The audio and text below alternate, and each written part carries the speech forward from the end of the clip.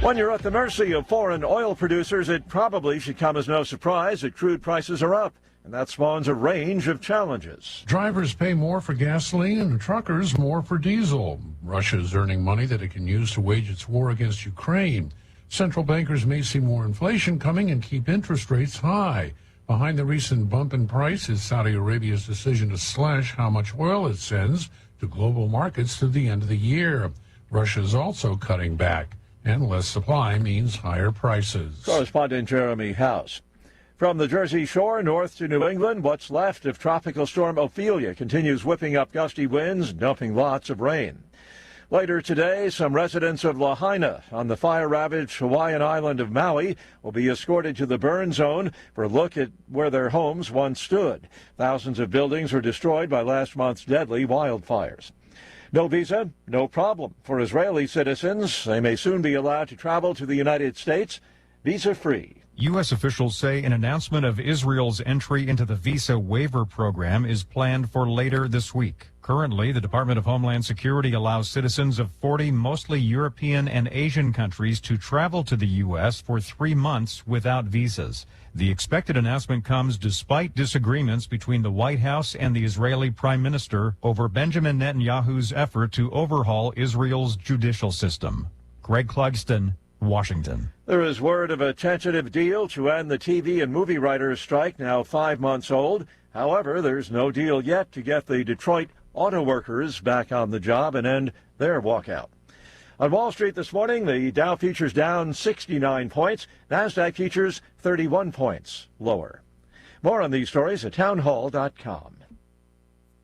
But the following is not an actor, but a real-life story from Trinity Debt Management. I'm Corey, and this is my story. I was going through some financial troubles paying off my credit cards. I was paying high interest rates, and it just wasn't getting any better. And I knew I had to do something. So my mom told me about Trinity, and so I decided to call. Trinity was able to do something that I couldn't. I'm paying off my debt. I'm saving thousands, and things are really looking up. I promise you guys, you will not regret it when you call Trinity, because it was such a relief and less stress in my life, and it was the best thing I could have done for myself, because once I called Trinity, they took care of me, and I felt such a relief, a weight off my shoulders. Trinity was great to work with. They wanted to help me. I love it. If you're in debt and you need help, call Trinity at 1-800-990-6976. I'm Corey, and I'm debt-free for keeps. 1-800-990-6976.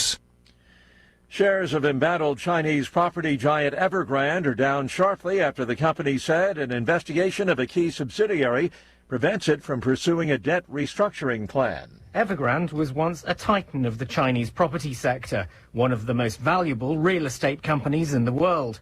But by 2021, massive debts had brought the group to the brink of collapse. Earlier this year, it set out a plan to restructure some of those liabilities. This involved creditors accepting new bonds in place of existing debts.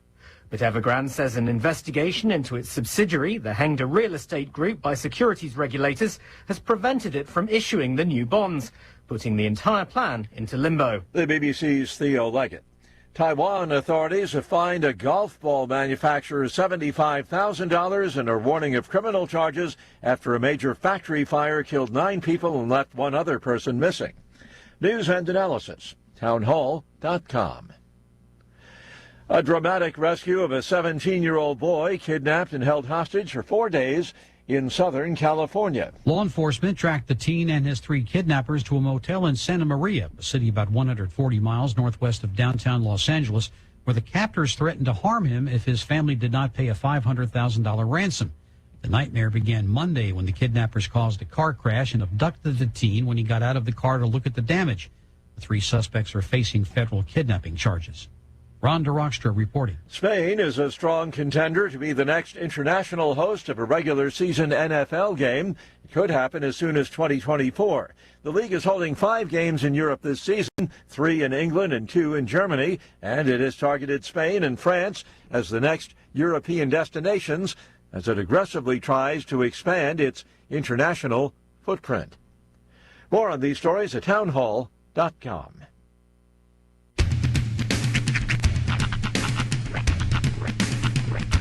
What in the wide, wide world the sports is going on here?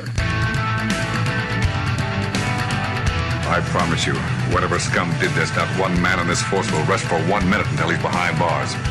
Now let's grab a bite to eat. Yeah, come on. I feel the hot wind on my shoulder and the touch of a world that is older. I hit the switch and check the number. I leave it on and then I slumber. I hear the rhythm ringing through it. Flamenco guitar and cumbia music. I hear the talking of the DJ. The tablet said, what does he say? I'm on a Mexican radio. I'm on a Mexican radio.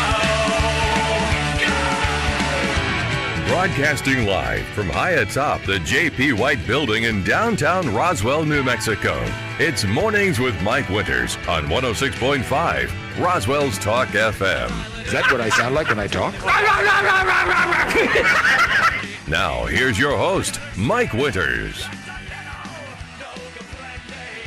And good morning, one and all. Welcome to Mornings with Mike Winters. I am he.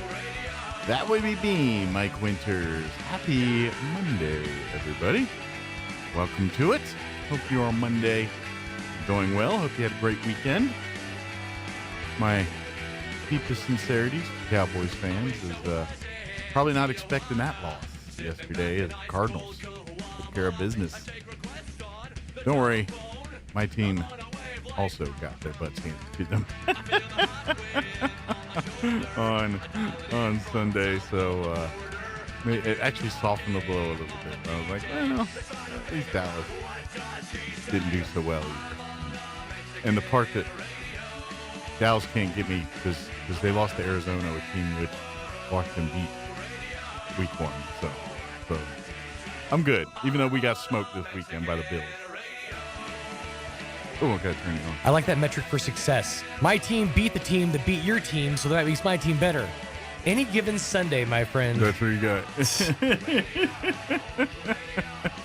But happy Monday, yes. everybody. Hope everyone had a great weekend. Welcome to fall. It is officially fall now. The first official full week of the fall time season. 89 for a high today. I'll take it. Kind of. It's getting there. It's one of those things that's like we're steadily going to. Yesterday was ridiculous. It was warm. I tried to take my kids to the park, and my daughter just like stood in the shade spot. I'm like, you just want to go home? I mean, you're not even having fun at this point. Yeah. And I'm guessing the splash pads and all that shut down. Yeah, they're all shut. They shut down as of Labor Day. Yes, I figured. So, yeah. So it's like, y'all, it's still hot out here. We could still totally use some splashing. Our pool's gone too. Yeah, it shut down Labor Day too. So there's still the indoor pool, so there's still that option. Ah, there you go. Got indoor swim. That's right. I know. When it's nice out, you want to be outside swimming. Yeah. You know what I mean? Indoor pools are for when the weather's bad. Exactly. Sun's out, guns out. You know what I'm saying? There's one thing I'll say is if you ever stay at a hotel with an indoor pool, your hotel will smell like that indoor pool. Every single room is just going to have that chlorine smell to it. Yeah. Yeah, I got that like bathhouse smell to it. Even if it's in a separate like quadrant of the hotel, it still permeates. It wafts. It wafts. It does indeed. It's still fun. Oh, absolutely. I mean, I'll go in there and piddle around in the pool and do all that. I messed up and got summertime accoutrement too late. I ordered off, and it's mostly because Temu takes like 1,000 years to ship stuff, but I ordered these silicone balls that like connect. Okay. And they're like water balloons essentially, but they're reusable. Okay. So you like put them underwater, you close them up, and then they're like water bubble, and you can just, huck them at people. Okay. So I told the kids, yeah, we're going to take them to the pool. And now it's fall. Took a while to get it here. Didn't say which year. Yeah. Someday. We'll play with them someday. Your grandkids will love these. Let's assume the silicone's going to, hold out. Well, happy Monday. We do have a full slate for you. We're going to replay an interview this hour, which I probably need to get going pretty quick.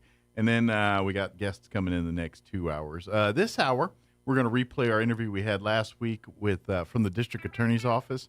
We had Dennis Kentai and then Jeannie Yeager, the victim's advocate for the District Attorney's Office. So we talked about the dogs and golf tournament they got come up and just their job and all that. So we're going to play that for you here in just a few.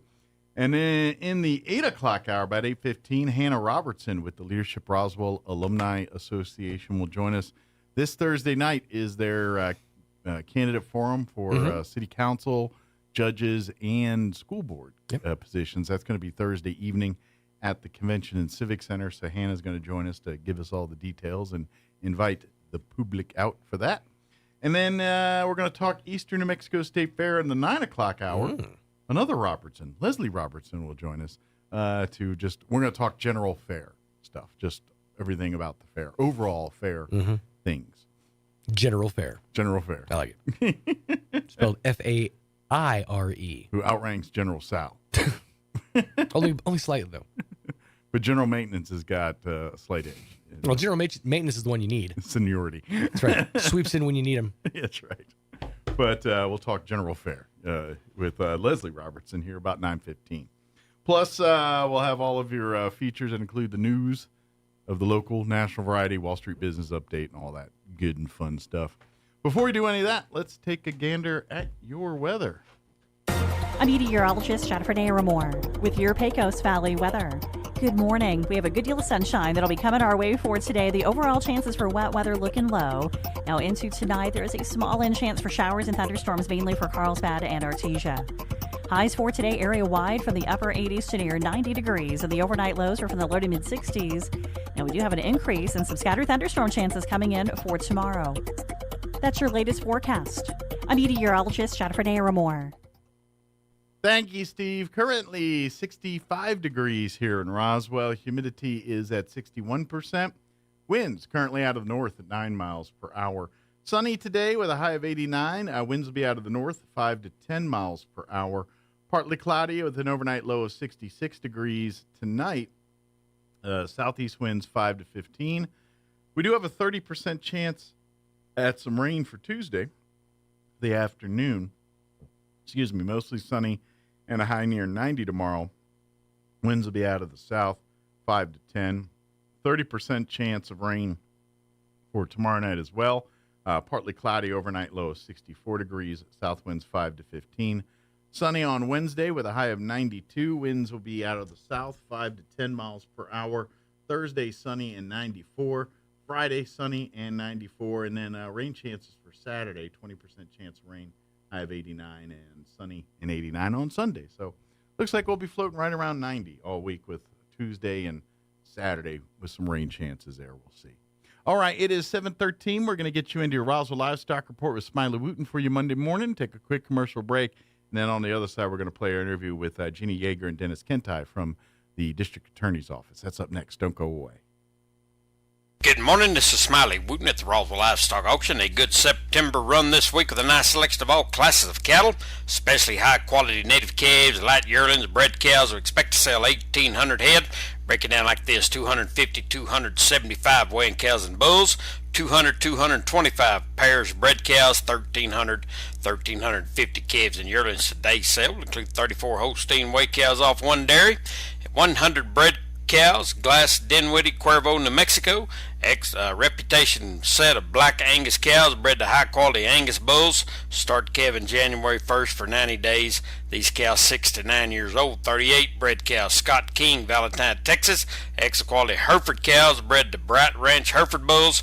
Cows 5 to 10 years old. 86 calves, Johnson family, Lake Arthur, New Mexico. Extra-quality black Angus and Brangus crossbred calves. Bovinshield Go one shot, 7-way Somnus, medium condition.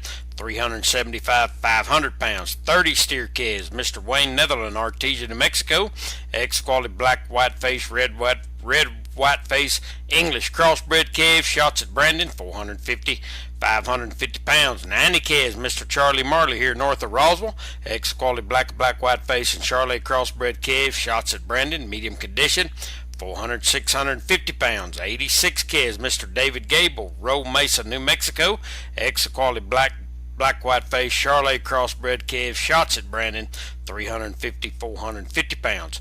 108 steer calves, Triple R Cattle Company, Jowl, New Mexico. Ex-quality black, white face, Brangus cross calves, Bovinshield Gold 7-way.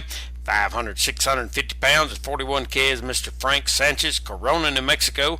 Ex-quality black Angus cross calves, shots at Brandon, 350, 450 pounds. Sale time this morning will be 9 o'clock. Sell pairs of bred cows about 10:30. Be selling calves and yearlings about 11:30. We expect to sell 1,800 head here today.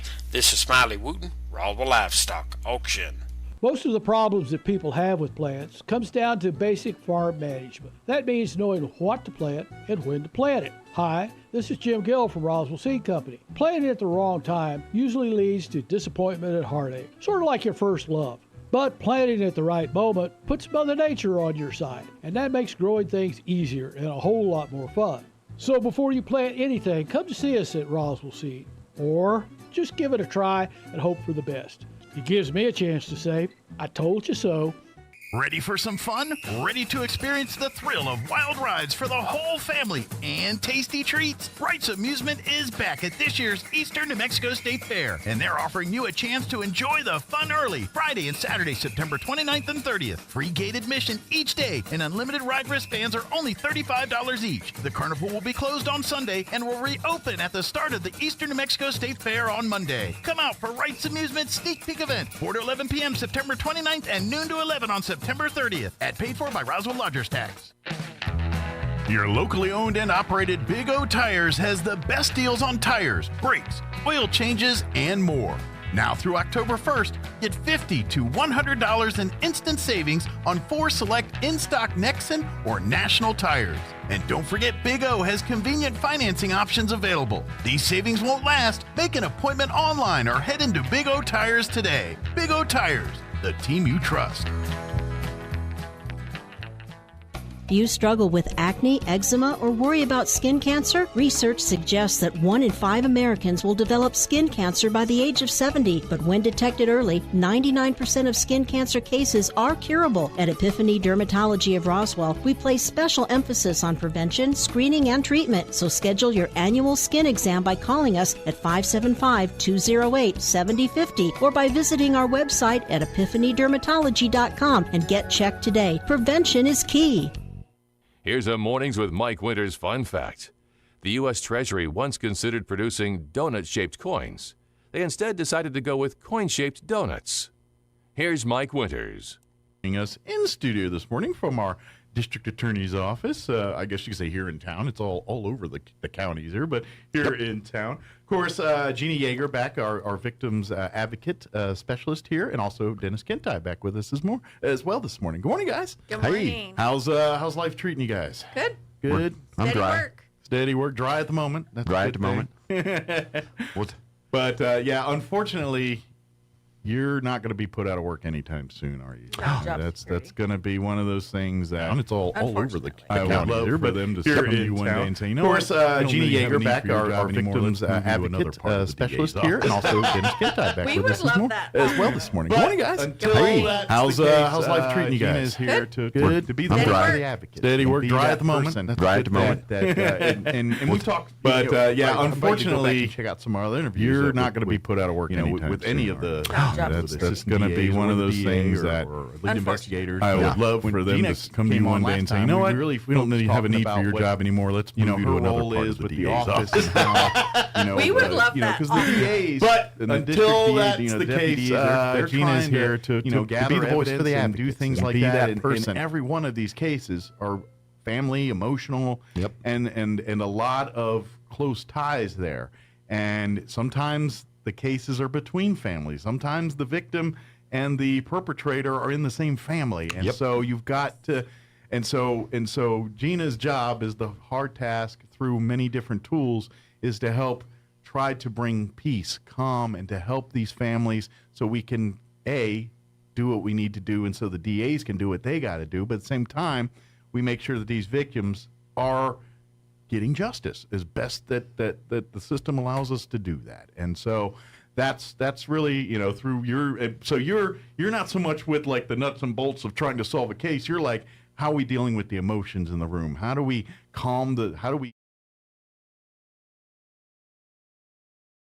and that's really kind of where your sweet spot is. Yes, I mean we do help them during trial, get everybody situated, and we make phone calls but we are the buffer between the attorneys and the families. And in the court system, when we're working with them, we do try to keep things calm. Sure.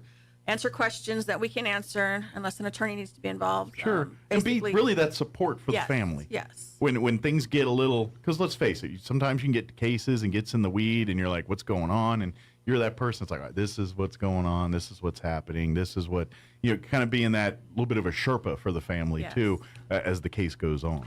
You know, I've been doing this for a very long time. And I have seen this evolve. Because 40-some years ago, we didn't have advocates for the victims of These crimes. are kind of Gina's the result of lessons learned over the years. Yeah, because it is critical. The victim is also a crucial witness. Yes. And sometimes the main Yes. difference between conviction and acquittal here on something. Yes. So the ability to keep those lines of communication open because you're right, the prosecutors and the investigators are focused elsewhere. And we tend to be looking at things and you assume falsely that everything's okay with the victim, who is like I say, often your critical witness. Sure. That is not the truth. Sure. And so this is where our victim advocates are so incredibly critical. Absolutely. And I imagine, too, in terms of the DAs and stuff that are trying these cases, not that obviously everyone cares and everyone wants to, but they do have to maintain a certain level of not getting emotional to present the case. We have to remind them every once in a while, hey, you're dealing with a human person. Yeah. They're not robotic. They're not mindset like you. Yeah. And you need to bring your tone down and come down to their level. And so you really help with that and be that Yes, liaison there yes. and kind of work with them and say, hey, this is what's going on here and things. But at the same time, where the family needs emotion and needs the hugs and needs all that, you're there for it. Where maybe the district attorney or the deputy or whoever's doing that's like, at this moment, my place is to do this. Yeah. So let me do that, and so I can. They can be more effective at their job when they're not having to deal with the emotional side as much. They can let the fact side go, and so there's that dance or that balance there. That's probably where you come in as an integral role in that. And here's where one of the more interesting things is, and we won't mention names or cases, but when we have a plea discussion, that's the key term there, is discussion, is Gina or her colleagues having that connection with the victim and having that discussion as to whether or not this is a plea that's acceptable. I've watched her, and it's going to be the victim advocate and the attorney.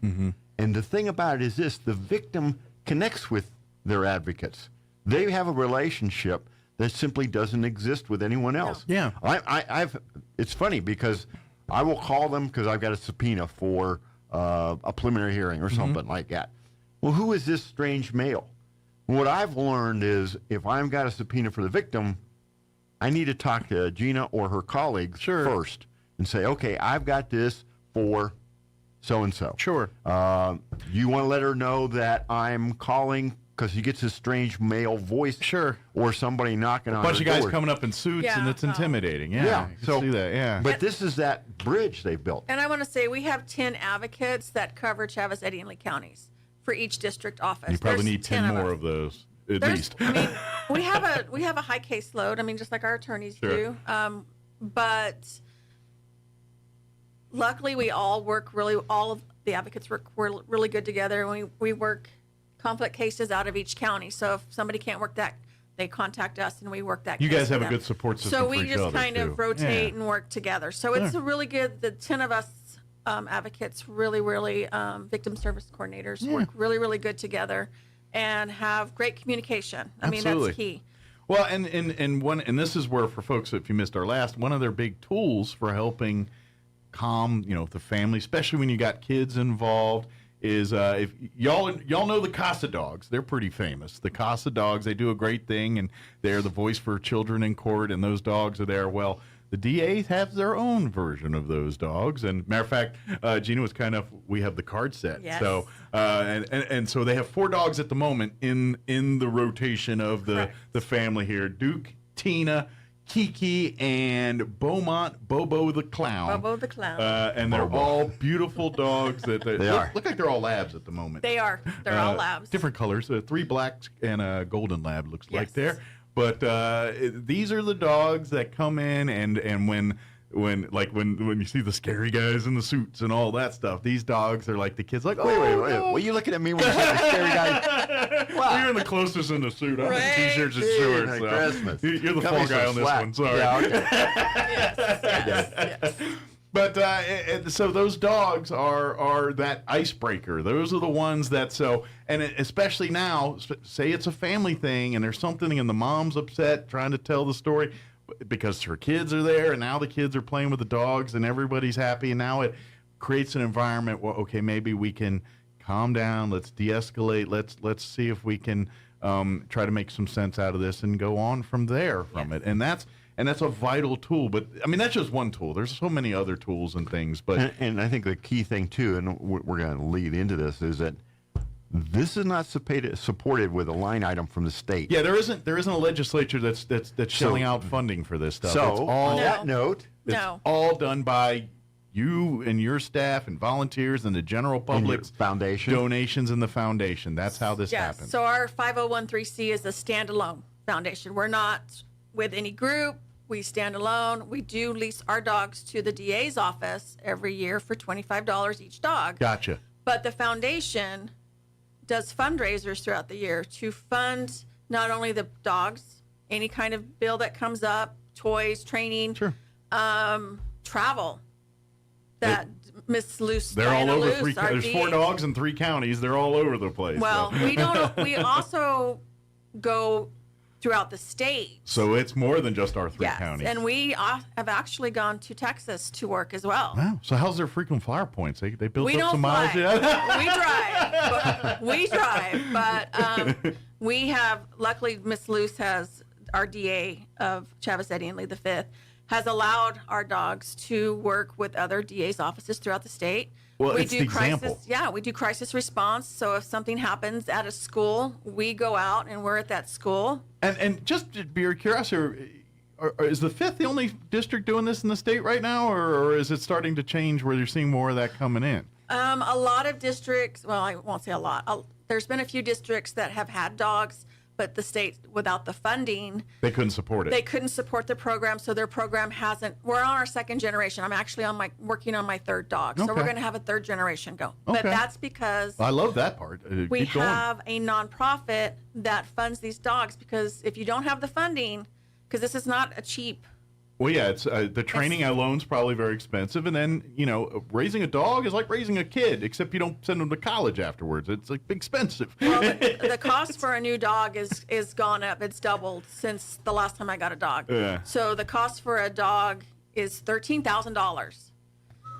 And I'm thinking that's lowballing it. I bet it's probably That's in just reality. our cost. I Yeah. mean, the dogs are $30,000 to $50,000 Oh, wow, okay. because it's 2 years of training Gotcha. and all of that. So you get a But discount we get a or- discount Yeah. because there's people with the agency that we use, Assistance Dogs of the West in Santa Fe, that donate to help get these dogs out. Okay.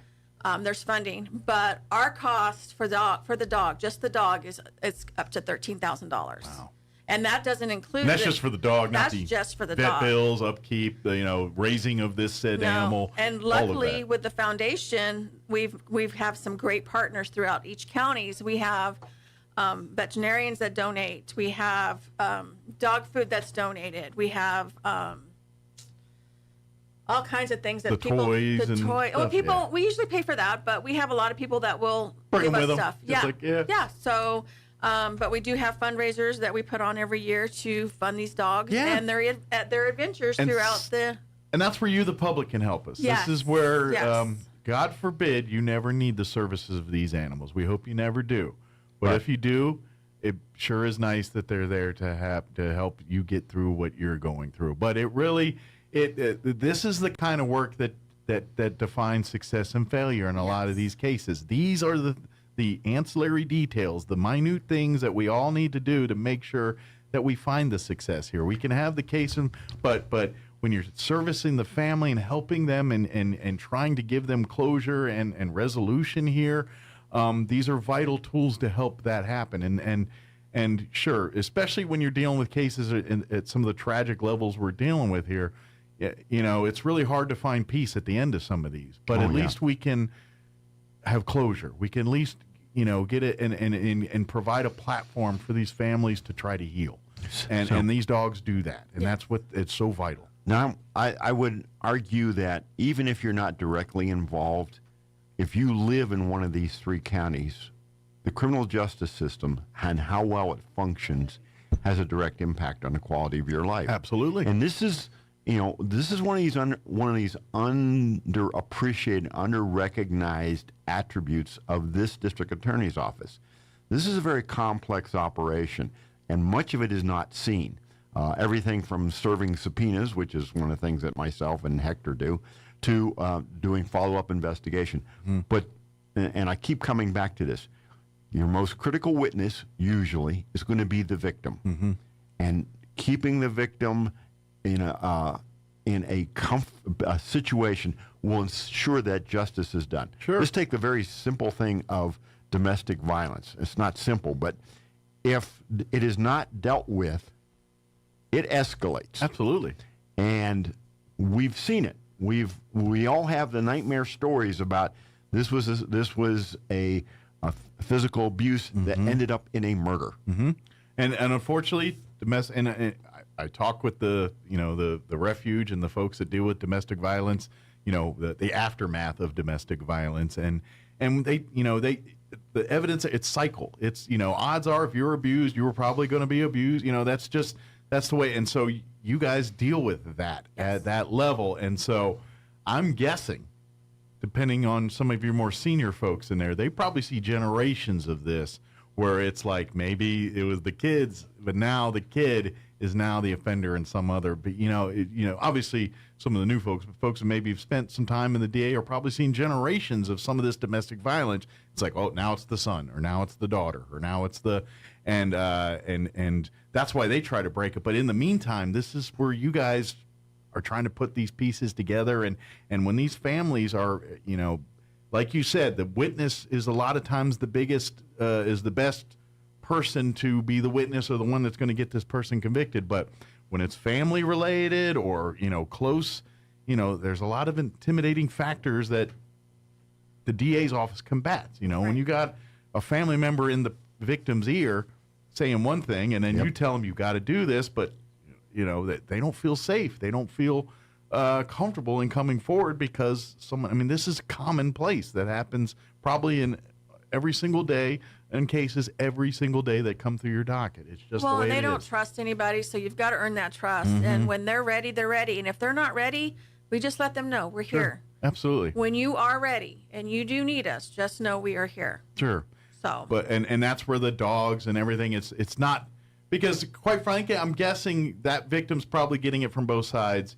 Like you have maybe the accusers and abusers that are in their ear, but then you probably got other family members like, don't let this fool go, and you know what I mean. And so you're already in that war with the family. Right. So the last thing you want is a district attorney's office also turning the screws on you. You guys obviously want them to prosecute because this is what, you know, this is how justice is served. But at the same time, you don't want to force justice on people that aren't really looking for it either, too. If they're not ready, they're not ready, and you can't force that on somebody. You just need to be aware of their circumstances and let them know that you are a sounding board and you are there to help make it better. The different options we have, we don't always jail time. We want to get family help, so this stops here. So that's one of the things, a lot of people, when they come in, they're like, oh, you're going to throw them in jail. And it's like, no, we don't. It's not always jail. I mean, yes, jail is for some people, but if we can get you and your family some help, let us do that. And the word is getting out more and more that that's what we're about, is getting family help and getting them to the right places. So that's helped us in a lot of ways with some of these people. But when you're starting to see like programs for the accusers now, programs, because like I said earlier, it's a cycle. It is. You know, odds are the people that were abusing were probably abused themselves, and this is why it's a problem, and we need to address it that way. And this is why we tell the victims so much. It's like, it's so important for you to not remain quiet on this. You've got to stand up, and I get you're fearing or you don't want someone to get hurt, but at the end of the day, if you don't do this, someone will get hurt, and it's going to be you. Yes. It may not be tomorrow, it may be next week, or maybe 2 years from now, but at some point, every single domestic violence situation that's unchecked or unfeathered or unattended to is 9 times out of 10 is going to end up someone dying. It's just the way it is. I think the key thing that we have to always appreciate is their title, advocate. Mm-hmm. This woman and her colleagues are advocates for the people who have suffered at the hands of a criminal act. Yeah. And that is, like I said, something we never had 40 years ago, but now we have it. And they the tools, coming back to the dogs, is one of the tools for them to build that trust. And that is huge, because you're right. To put the human side to the DA's office, that's exactly what it is. We don't always, it's not always court that we work in. We go to the schools. Like I said, we've been all over the state. We've been to Dexter. We've been to Clovis. We've been to Las Vegas. We've been to Alamogordo. I'm trying to remember all the spots we've been to. We've been, and I'm going to throw this out there, and I don't want to, but Diana let us go and help with several. We went to El Paso for the sentencing for the federal on Walmart. Good deal. Well, see, we're hoping the more appearances you guys have, the more people see the value of the program and adopt it in their community. Yes, that's what we're wanting to see. And the people that we worked with, it was just Beaumont and I in El Paso, so there was a lot. There was a lot of people at that Walmart, and there was a lot of people, and they're like, how do I get this program in my area? And the DOJ, US DOJ, was like they're looking for something like this now, because it's like, this was very beneficial. Sure. We've been called out to different crisis response, Uvalde. You're seeing all the, oh, wow. So you're in some of the nonprofit allowed me and Beaumont to travel. They paid for all of that. Diana Luce, our DA, allowed us to go and let them borrow us. She greenlit it to let them foundation do what they do. We worked with the feds and the DOJ, That's great. But that was her call. She let us go. Now, the foundation paid for all of our travel expenses, the hotel, the gas, my food, Beaumont's, not whatever coming out Beaumont. of the DA's pocket or any of that. None This of is all that. strictly through foundation. Just my salary, because she let me go. But without that foundation, I don't know if we would have been able to help as many people as we've been able to help. So now we're going to ask you to whack some golf balls around. Yes. And have fun on a weekend. What whack? So you've seen me play golf. Yeah, you can play. You have that. Play as poorly as you want. It's kind of like a random thing, right? Yeah. Yes. Yeah. But so we're asking you they're gonna be and we'll give you the pertinence here in just a second. But yeah, we got a golf tournament coming up, and again, the money's being raised is going back to the advocacy side to help with the dogs, to help cover the costs that in the community. Yeah, all this money goes right back to helping victims. The money doesn't go to pay salaries of DAs or any of that stuff. There is nobody getting paid through the foundation. It's strictly just through the dogs. foundation stuff.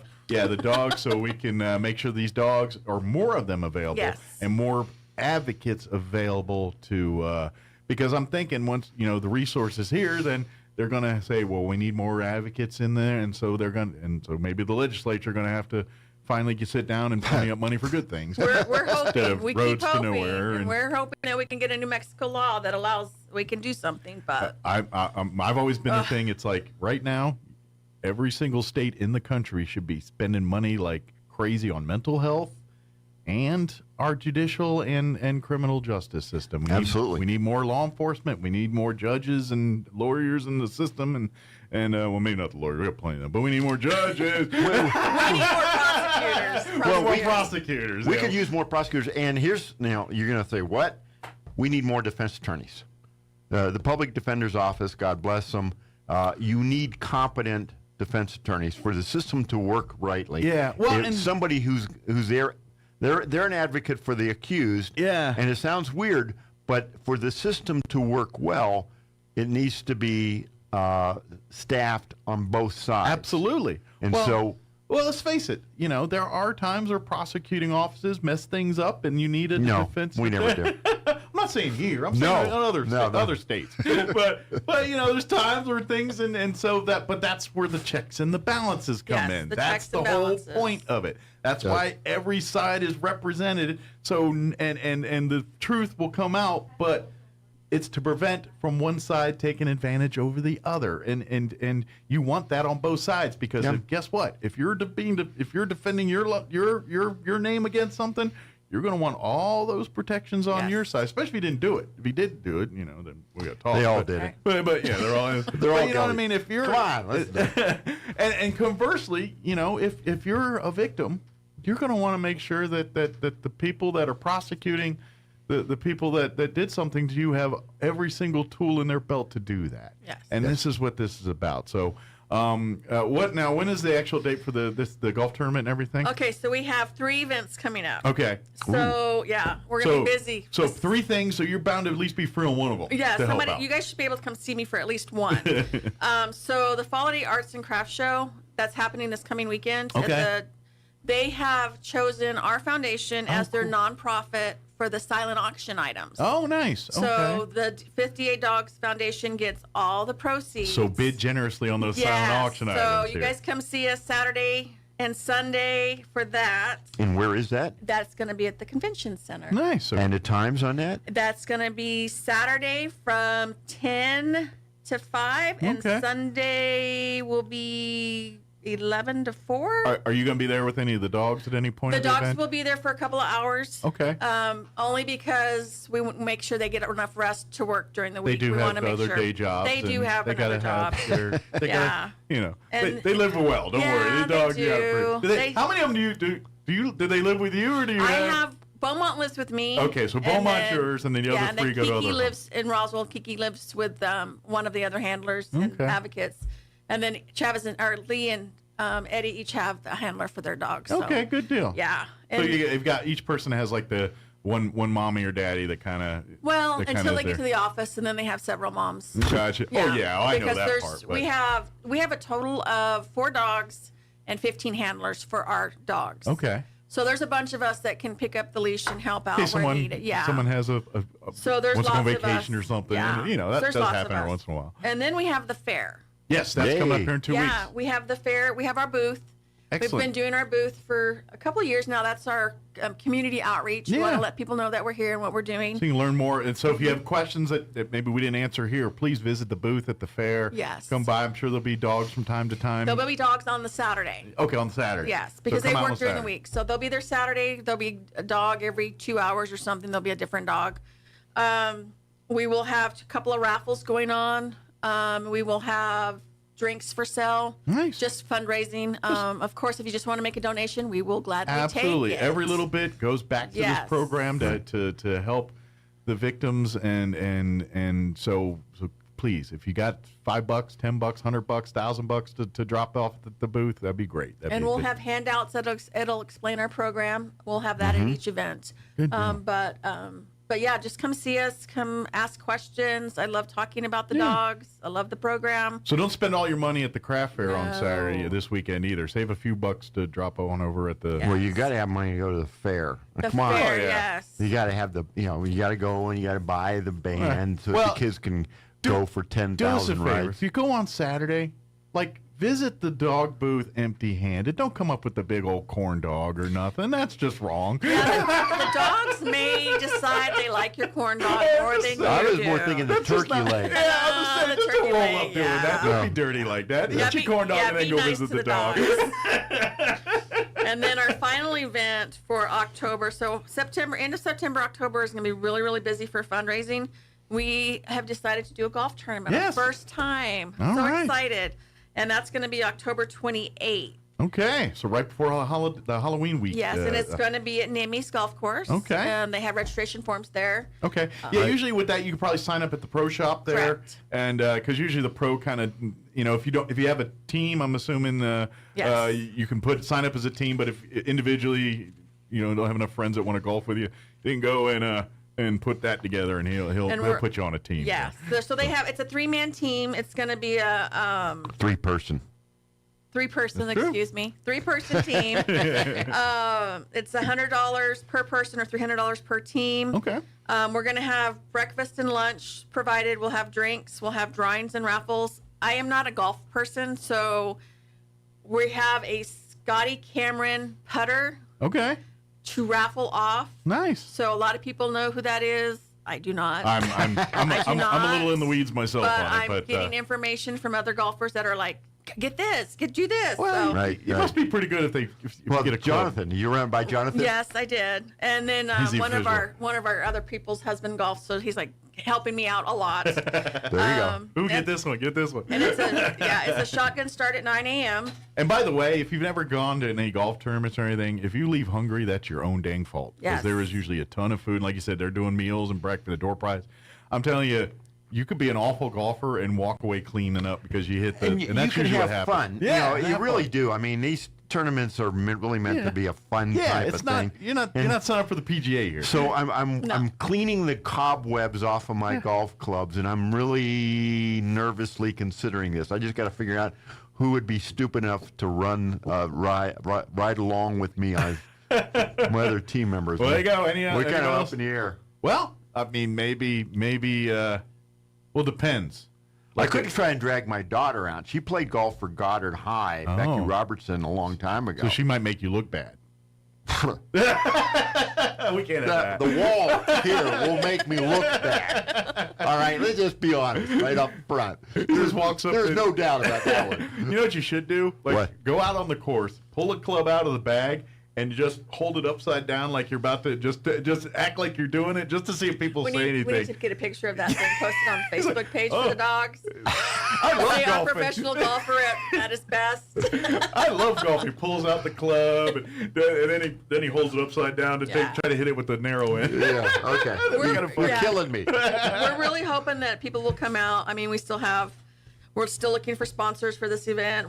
We've got some. So we've please already got reach some- out. Yes, we've got some prizes. So I guess lined like up. T-box sponsorships or just title sponsors. The those title kind sponsors. We have whole sponsors. We still need. We Okay. need gift cards for door prizes. So if you'd like to help out that way, Just October is coming right quick Yeah. here. That's about 5 weeks Yeah, away. we're just a hair over a month away here. So please, and again, all the proceeds from this tournament go back for the victim advocacy side of the DA's office, helping families, helping support the dogs, and support all the work that each of these advocates do in all corners of the district here. Yeah. So come out, whack a golf ball around, and if you can't make golf, great. Come see the booth at the fair or come out to the craft fair this weekend at the convention center and bid generously on those silent auction items because every penny of that's going back to these advocacy program and the dogs and all that stuff. So Yeah. And we're really grateful for everybody that's helped support us since 2000. I think the foundation's been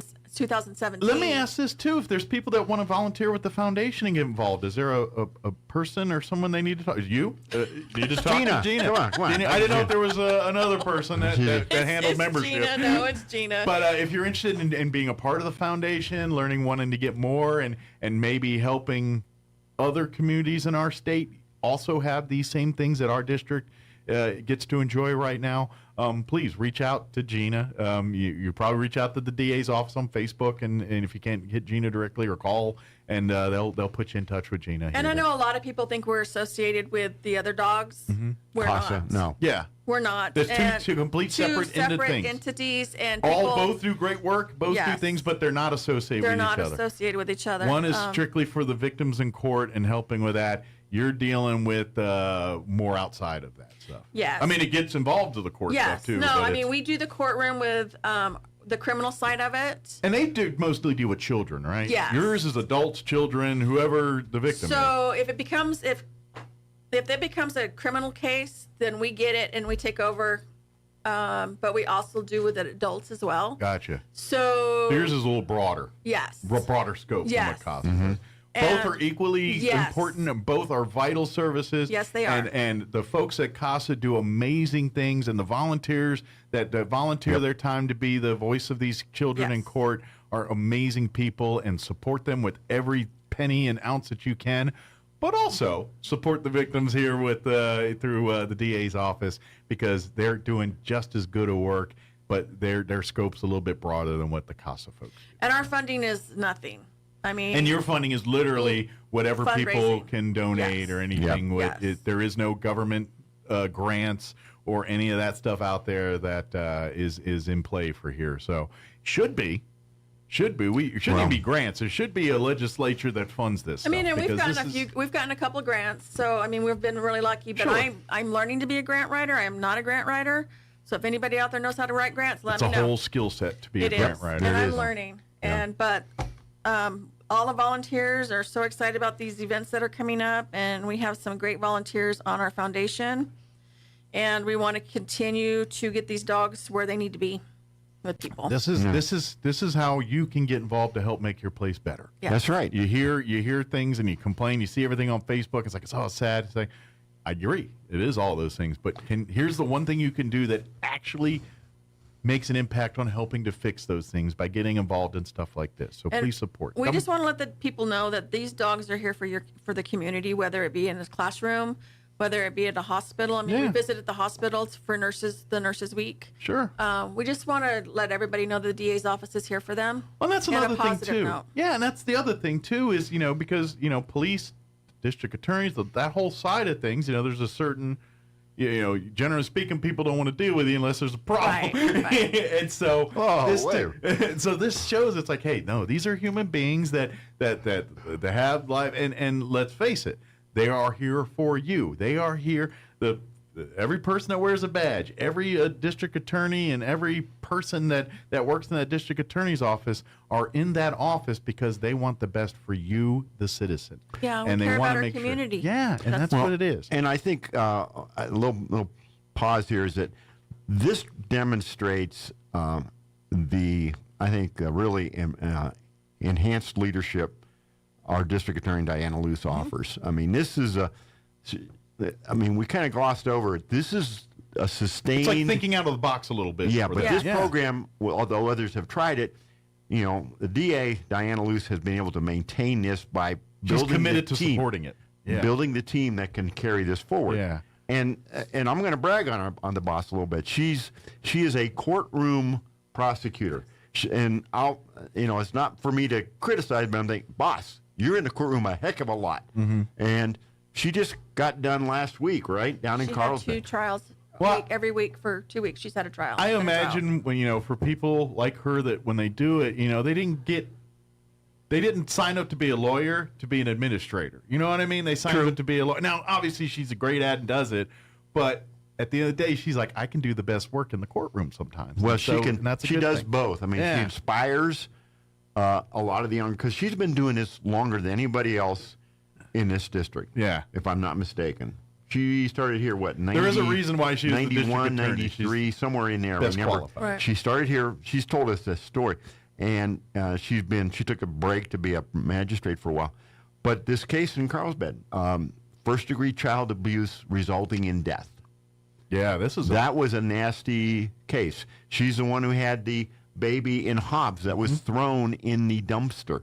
Another nasty case. Which we're seeing a lot of weird stuff like this in the last year here in our district, in Hobbs and Artesia. We're seeing this stuff going on. It's crazy right now. And she's the one who will step up and take on these challenging, difficult, ugly cases. She carries a huge burden, and I think we're impressed, and we're fortunate to have her for a boss. And she'll listen to things that we're like, hey, we have this crazy idea that might help our office.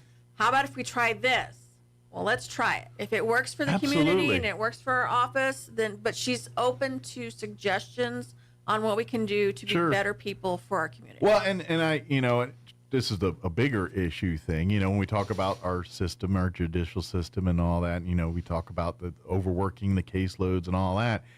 And I really think what she's doing, and this is the right approach and the good thing, is look, we've been doing a certain way, this way, for so many years. How is that working out for us right now? Right. Yeah. What do we need to do to change this to make it better?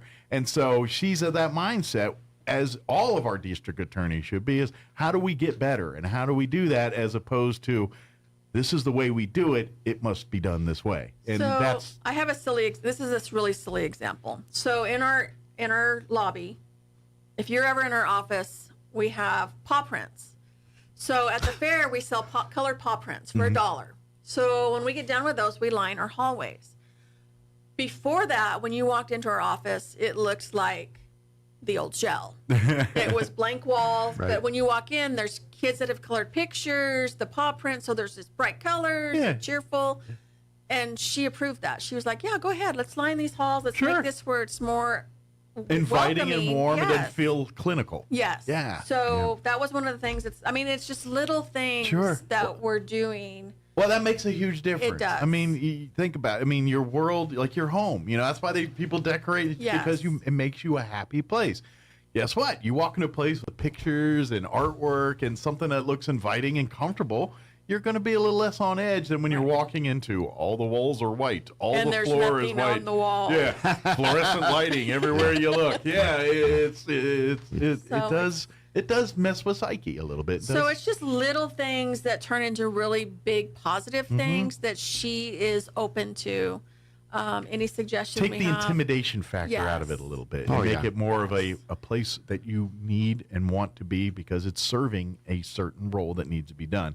Not something you have to do like a proctology exam. Something, No, no one's, I'm of that age, so let's be careful here. Oh, trust me, I've had all kinds of rotor-rooter action going on the last couple of years. Oh my gosh. So back to the dogs. Back to the dogs.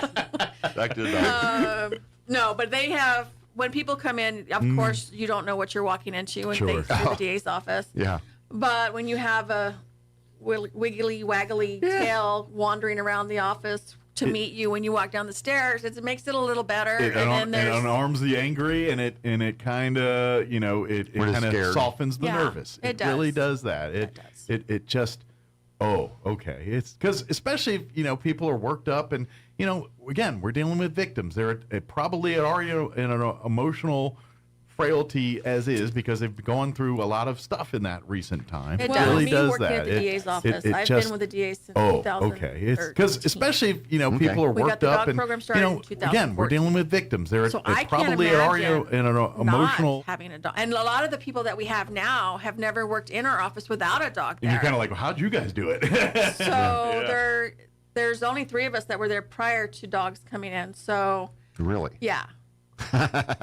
So everybody's used to having the dogs there. So it's kind of like, okay, it's wiggle waggle. Where are they? Well, the thing is, it's like look how far we've come in that amount of time. Yes. There's We're not only there 3 of us yet, that were there prior but to we're dogs certainly coming going in the right so, direction. Really? So Yeah. by you coming and golfing and supporting, So everybody's used to having the dogs there. So it's kind of like, okay, wiggle waggle. Where are they? Becoming some novel thing. It turns into the standard. Amount of time.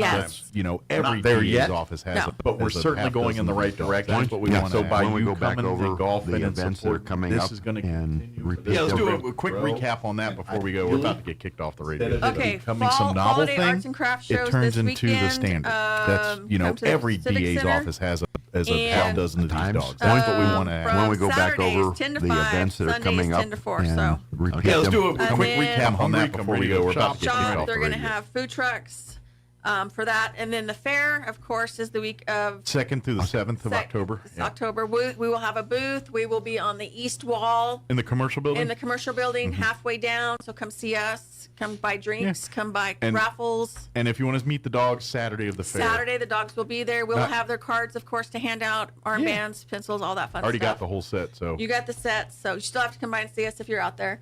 And if then these get real rare, I will hold on to these unless someone gives me like millions of dollars, and I'm selling them. But And you'll share that with we'll the share, with the I'll give a- foundation. I will right? help the foundation. That will out. work. All right. And then the last event that we have in October will be, of course, the 28th of October, the golf tournament, starting at 9 with a shotgun start. Late registration will be from 7:30 till that time. Very good. So get involved. Sign up now. Like I say, go to the pro shop. Please reach out to Gina if you'd like to be a sponsor for that event. They're looking for all across the board on sponsorship there. And you come up with $1 million check, we'll call it your business golf tournament. We don't care. There's a thought. You can name whatever you want. Here we are. The Billy Bob Joe golf tournament. Well, that's what it is now. If you want to do that, but because you deserve it, because you're helping. And again, every dime that raised from these events goes back to this victim advocacy program, goes to the foundation to not only help the Billy Bob Joe golf tournament. Well, that's what it is now. If you want to do that, but because you deserve it, because you're helping. That's what. And again, every dime that raised from these events goes back to this victim advocacy program, goes to the foundation to not only help the dogs and more of it. Yeah, by the end of the day, he's like, okay, let's just cuddle. I'm like, okay, we can do that. Someone's like, it was a little hard day. Appreciate everything what you do. Try not to work too hard. We'll see you next time. Okay. Get some downtime. All right, 8:58. Let's at least she has the dog when she gets home. Yeah, by the end of the day, he's like, okay, let's just cuddle. I'm like, okay, we can do that. Someone's like, it was a little hard day, wasn't it, Jim? But thank you, guys. Clyde Lewis and Ground Zero is now in Roswell on 106.5 FM, KEND Roswell. There's a tentative deal that could end the TV and movie writers' strike, but there is no deal to get striking auto workers back on the job. And tomorrow, President Biden will visit a Michigan picket line a day before former President Trump meets with striking UAW members. After making landfall along the North Carolina coast over the weekend, what's left of the storm named Ophelia is hammering away at the East Coast from New Jersey to Massachusetts, bringing high winds and very heavy rains. No doubt it will be a heartbreaking experience for many of the Maui residents who later today will be escorted back to the burn zone on the Hawaiian island. They'll return to a scene of devastation to see what's left of their homes in Lahaina, thousands of which were destroyed by last month's deadly wildfires.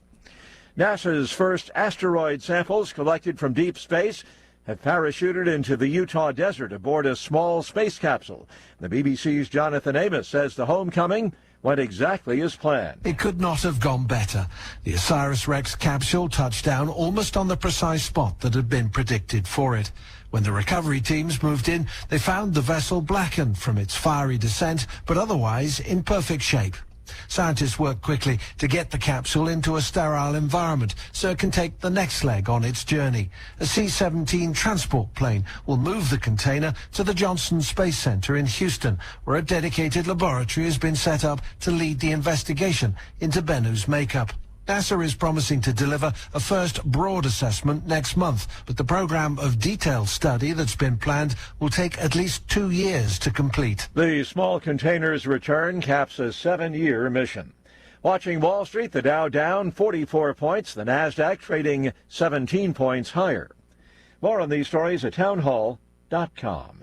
Here's an important message from the Diabetes Solution America is not going to be Do you easy. like pricking your There are fingers to entrenched test your blood powers that are sugar fighting levels? this with No everything one they've does, got. but it's They want to important keep control to over maintain the your health. And now, by wearing a small remote device called a continuous glucose monitor, or CGM, you don't need to prick your fingers anymore. It's easy to use and helps you make more accurate diabetes treatment decisions. If you are testing your blood sugar 3 or more times daily, injecting insulin, or using an insulin pump, call the Diabetes Solution Center right now. And if you have Medicare or most major insurance coverage, you may be able to get a new CGM at little to no out-of-pocket cost. Shipping is free, and we'll even bill your insurance company for you. If you are testing your blood sugar 3 or more times daily, injecting insulin, or using an insulin pump, call the Diabetes Solution Center right now to learn how to end the painful finger sticks and get your own continuous glucose monitor, or CGM, at little to no out-of-pocket cost.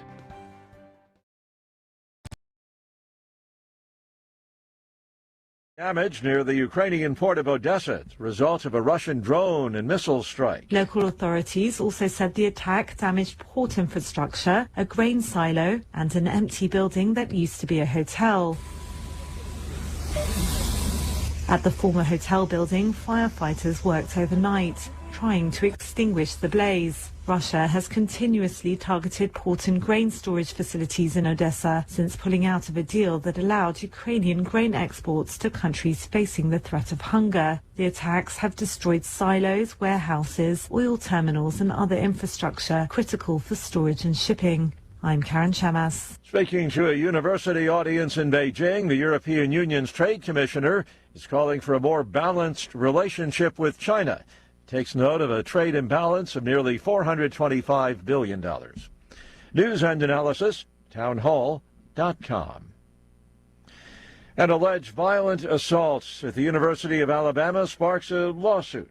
A student and his parents are suing the school, saying that he suffered a traumatic brain injury while being hazed. The lawsuit accuses Sigma Alpha Epsilon fraternity and others associated with it of fraud, negligence, and assault and battery. The suit was filed by the teen, referred to only as HB because he is a minor, and his parents who live in Texas. The lawsuit says HB was reportedly punched, sprayed with a water hose, and hit in the head with a basketball. Jason Walker reporting. Canadian auto workers have ratified a new labor agreement with Ford. It averts a threatened strike north of the border. Hourly pay for production workers will rise almost 20% over 3 years. More on these stories at townhall.com.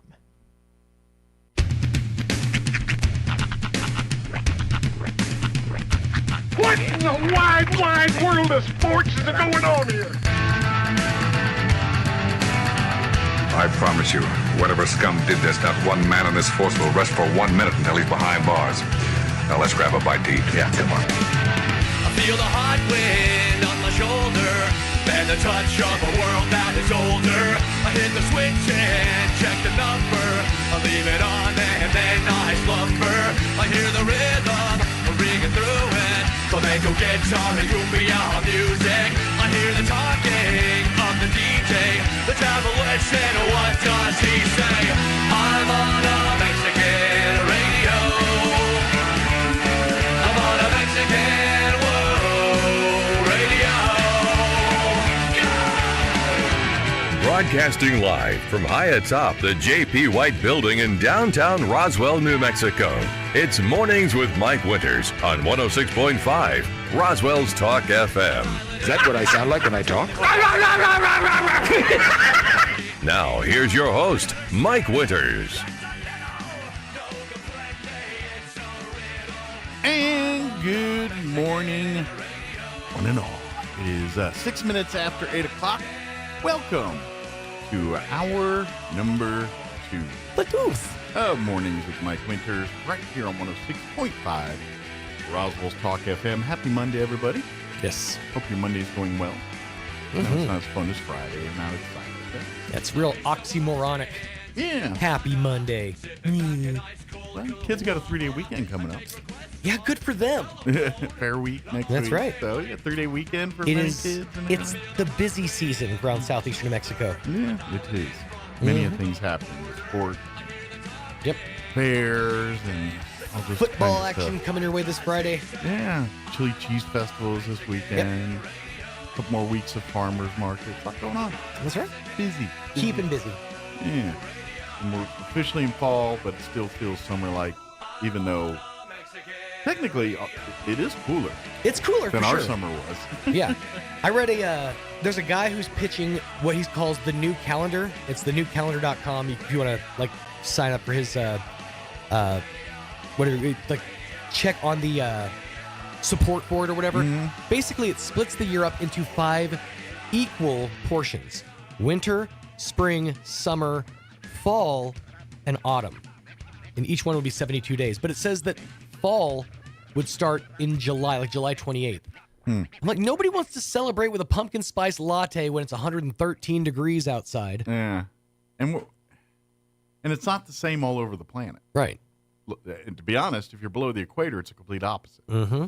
So I don't know how he's going to pull that little shenanigan off there and work that angle. But not to mention, you only have to get the whole world on board. That's right. If Cliff Pirtle can dream, he can dream too, all right?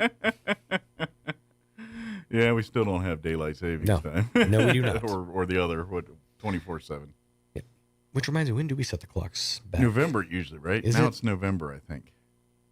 I believe it's November, and then is it November April? 5th, yep. I believe it's November and April. We do the switches now. November so. 5th is when we set it back. But this is the good one. Mm-hmm. This is the fall back one where you gain the hour of sleep. You get the extra hour. Yeah, so I like this one. The way it's pitched, the way it's pitched, we'll go forward and we never get to go back again if we actually do move to the no daylight saving time format. Oh, next year? Mm-hmm. Yeah. We just spring the clock forward and keep it that way. And I don't care what you want to call it, daylight savings, standard time. Mm-hmm. I just want us to be standard with either Texas or Arizona all the time. Right. Like I don't see, that's the problem. Like if we go the opposite of Arizona and flip, that means we'll never be in the same time with them. Mm-hmm. Texas will part-time be sometime with, and because Arizona, they don't change clocks either. Right. I think they stay in daylight savings. It's Arizona and I think Jersey. I thought there's some town in Indiana too that maybe doesn't do it. But it's not even a whole state. It's like a town. That's thoroughly confusing. You're standing like straddling the county line. It's 4:30 here, but it's 5:30 next town over. Call over the next county. Tell me what the future's like. At the tone, time will be 5:30, unless you live in wherever. Unless you live on 3rd Street, in which case it's 4:30. That was back in the day, kids, before clocks and everything were like, your phones and all that stuff. If you want to know the exact time and temperature, you called it. That's right. Well, so when you had to set the clocks because the power went out and you want to get the right time, called time. Yeah. When you wanted to know what movie was playing, you picked up your phone and you called movie phone. Yeah. Didn't have a smartphone or cell phone to tell you the time. Honestly, that was my smartphone. I'm like, yeah, my phone is smart. I can call and get movie listings. I can call from my cordless telephone. That's right. You just had to wait through the gauntlet of, no, I don't want to see that movie. No, I don't want to see that movie. Come on, get to the Star Wars. I know it's in theaters 12. I don't want to get through 1 through 11 first. Just trying to find out where Fried Green Tomatoes is showing, all right? Looking for Boys on the Side. Where can I watch it? Just want to watch Airplane 2, the sequel. Just want to watch Silverado. Not enough movies come out with squeakquels. No. I feel like it's a real missed opportunity. There was only one. There's only ever been one the squeakquel. Chipmunks movies, right? One of the Chipmunks movies was a squeakquel. It was. We're missing out, people. Figure like the whole that mouse, Fievel Goes West. Oh, yeah. So they could have been squeakquels out of that. I miss American Tail. Those were great movies. Yeah. Yeah. That's one of those that kids these days will never understand. Is the Don Bluth generation of movies. Yeah. It was like epically animated. See, my versions of those were actually like The Hobbit. Mm-hmm. To be honest, some of those Charlie Brown specials, right? Like the I think it's the Thanksgiving one, not the Christmas one. It's one of the lesser popular ones, but they used to show it. I want to say around Thanksgiving, and it was a whole epic journey. And at some point, you're like, this is kind of dark. What happened? Right. It's not like One of my favorite of the Peanut specials is actually one of the lesser known ones. It's called Race for Your Life, Charlie Brown. I remember that one. Yeah, it's all about a boat race. A great one. I love that little short. Race for Your Life, Charlie Brown. Yep, that's exactly why it sticks in my head. It's because of the theme song. Yeah, but there was one about Thanksgiving or something too that was it got a little dark. I just don't remember. It's been 100 years since I've seen it. So, but I'm trying to think of other heavy metal. Yeah, that was a good one. Heavy metal was definitely an episodic, artistic piece of cartoon. Really well animated, but also what was crazy about, or was cool about heavy metal is it was animated piece by piece. Like it wasn't fluid animation. You would get it was choppy, but the choppiness was sort of part of the style. Right. Like I feel like they animated it fluidly, and then they removed frames just to give it that choppy style. Well, and I think it's just also part of the fact that they made a feature-length animated movie, which it was way different now than the way Pixar and these guys do it today. It was a much bigger undertaking. It was. But I'm going to say, heavy metal begat things like Cool World and Jessica Rabbit. And Heavy Metal 2000. Part 2. The squeakquel, if you will.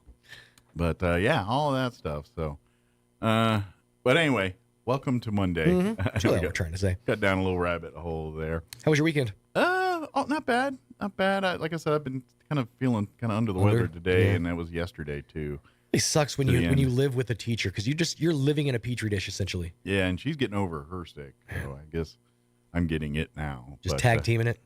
Yeah, I guess. Although mine's more digestive. Yeah. I don't know. I have a head issue, but I don't have. She had more sinuses and all that, and I have a little of that, but mine's more head digestive. Tummy.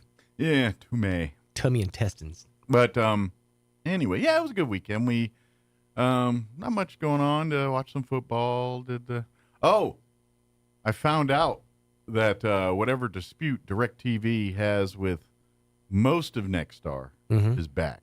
Not all of it though. I'm still missing CW, but you're not really missing anything. I have Fox and CBS back because I was about to tell my wife, I'm sorry, we can't watch this Cowboys game because I have Sunday Ticket, but if they're showing a local game on the Fox affiliate, I can't watch Sunday Ticket. And it doesn't matter if it's a local market team or not, because because before the Cowboys game, I think they had the Saints and whoever the Saints were playing. Right.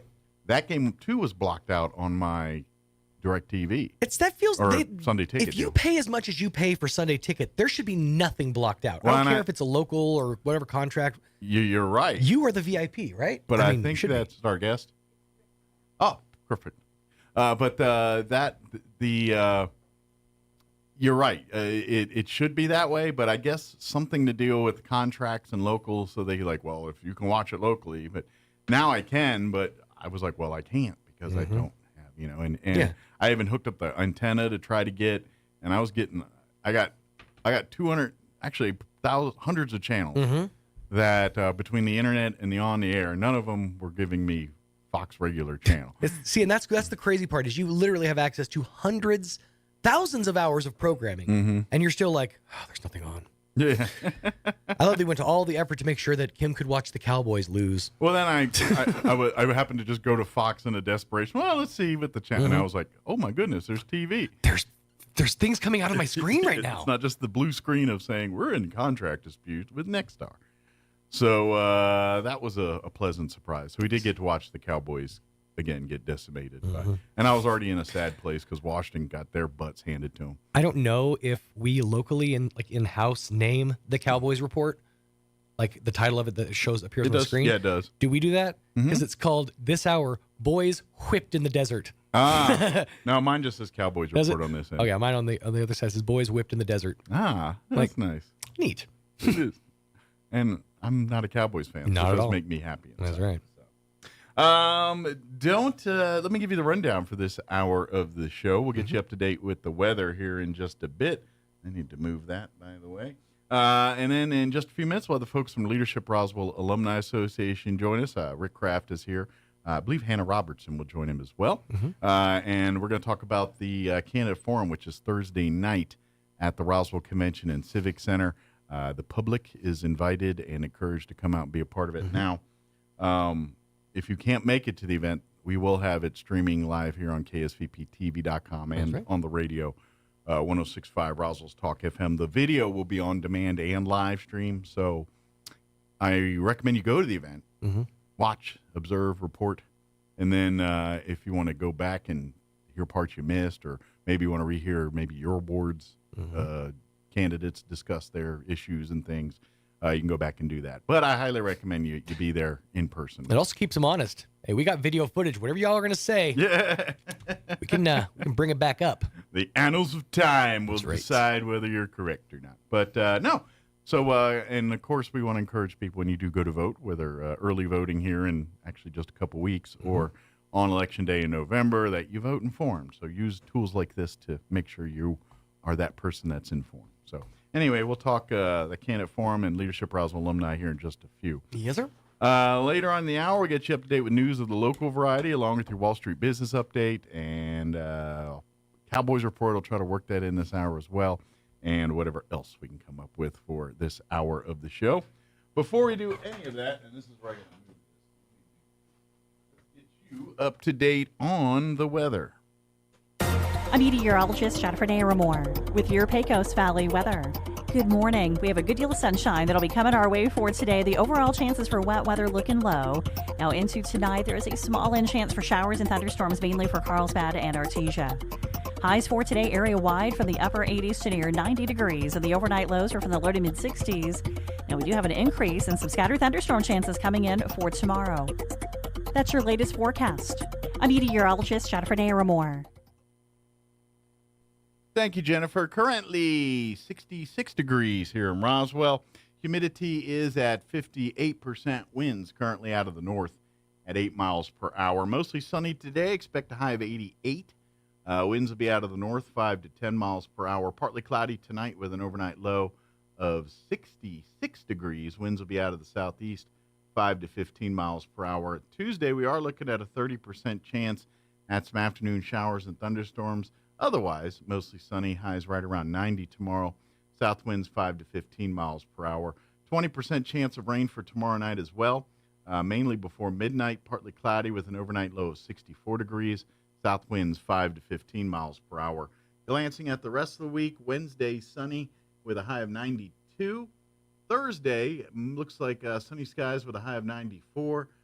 Friday, more of the same, sunny skies and a high of 94. And then for the weekend, 20% chance of showers on Saturday, sunny and 89.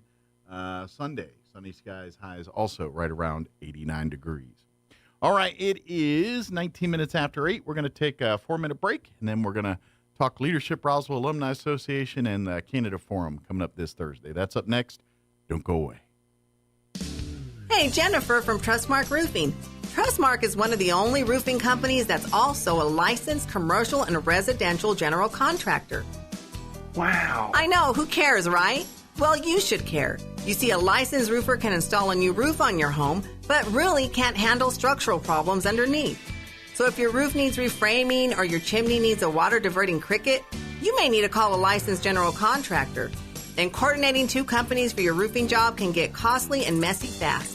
As a licensed roofer and general contractor, Trustmark can install a stunning new roof on your home and handle structural issues. This saves you time, money, hassle, and even makes it easier to file an insurance claim. Call today for your 20% off coupon for our spring roof and gutter maintenance service. 575-755-ROOF or visit us at trustmarkroofpros.com. Trustmark Roofing, we put people first.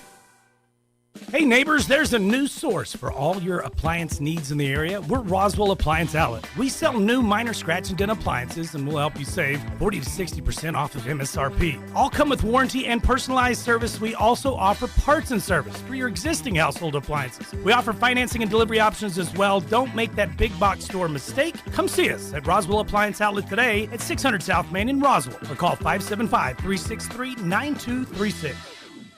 Bob Reed Pest Control protects you and your home by controlling pests that invade. Bob Reed Pest Control understands the importance of safety in and around your home from unwanted pests. Protect your family's most important investment, your home, and protect your children and pets from the dangers of poisonous bugs and insects. Call Bob Reed Pest Control today and let our fully licensed pest control professionals start working for you and your family. Find us fast in names and numbers. Call 623-5344, serving all of Southeast New Mexico. Did you get a lowball trade offer on your vehicle? Did you spend hours haggling over prices? Were you laughed at because of your credit? Of course not. You made the smart choice and went to Roswell Ford. At Roswell Ford, there's never been a better time to save thousands and get approved for the new car or quality pre-owned vehicle you've always wanted. Our lenders' approval requirements are more forgiving than ever. If you have a steady job and proof of residence, you could be approved in minutes. Even with bad credit or no credit, over mileage on your lease, or buried on your loan, Roswell Ford will take any trade, even if you owe $6,000, $8,000, even $10,000 more than your old car is worth, regardless of make, miles, or condition. If you're looking for a new or quality pre-owned vehicle at or near your current monthly payment with little or no money down, visit Roswell Ford today for incredible savings. Roswell Ford, the home of Tailgate Nation at the corner of 9th and Main in Roswell. Plus tax and tag, trade balance refinance to the new loan, subject to lender approval, offers not combined. The Rehabilitation Center at Artesia General Hospital offers a variety of services led by experienced licensed therapists, including physical therapy, occupational therapy, and speech therapy. Their multidisciplinary team provides a complete evaluation with the full support of your primary care provider to develop a custom plan to support your personal goals and recovery needs. These treatment plans help manage symptoms, educate patients and their families, and ultimately get back to the activities that bring you joy. Learn more at artesiageneral.com/rehab. Oasis Computers has been Roswell's trusted source for home and small business computers for over 30 years, and they continue to be your best resource for computer repairs, operating system upgrades, web root managed, antivirus, special orders, and more. Oasis Computers is now open from 8 to 1, Monday through Friday to better serve you. Service calls by appointments and after-hour appointments are available too. Stop by Oasis Computers at 1703 North Garden or call or text 575-625-9141 for even faster service. Here's a Mornings with Mike Winters fun fact. Due to extreme pressure and weather conditions, it literally rains diamonds on Neptune and Uranus. Stop snickering because I said Uranus. Here's Mike Winters. And good morning. It is 24 minutes after 8 o'clock, and joining us in studio this morning from the Leadership Roswell Alumni Association, and Leadership Roswell, I guess, technically, with Rick being here. Rick Kraft and Hannah Robertson back with us. Good morning, guys. Good morning, Mike. How are y'all doing today? Good. How are you? Good. Busy. It's technically a Leadership Roswell alumni event, but Rick's here, and he kind of, he's got a foot in all the world. I'm an ex officio member. That's right. He's kind of alumni too. Yeah, and he's an alumni, and he teaches the class. So whatever category that puts Rick in. Right. D, all of the above. There you go. Very good. Well, I would say, obviously Leadership Roswell, the big thing known for is the actual Leadership Roswell class, which, by the way, the new class just got underway here a couple weeks ago, and they're full into their just had their first class and gearing up for their second one here in a couple weeks here. So. They're getting ready to do the ropes course at the assurance home. It's that month. Very good. Hopefully the weather will cooperate for you. But that's a cool place if y'all never been there. I talked to them at the end of last class. I tried to make sure they didn't get too scared. Yes. But there's 40-foot tower waiting for anyone that wants to do it. That's right. They keep wanting to do these things up in the air. I'm like, ground is, there for a reason to do stuff on. But, So that's, kind of a lot of people know Leadership Roswell for that. Well, what spawns from that program is the Leadership Roswell Alumni Association. So every single person that has gone in the 30-plus years of the Leadership Roswell class are alumni. And obviously most of those aren't active, but we have a group that is active. And basically the role of that Alumni Association is first to support the Leadership Roswell program. And it does so by, helping with the events financially and planning and some of that stuff. But the other side of it is the community-based side, and that's where we do a lot of education and outreach for things. And one of the big tentpole items that the Alumni Association always gets behind is these candidate forums whenever we have like municipal elections, things like that, which, in case you haven't heard, we got one of those coming up here in about a month and a half or so. Mm-hmm. Therefore, we got a candidate forum coming up here on Thursday.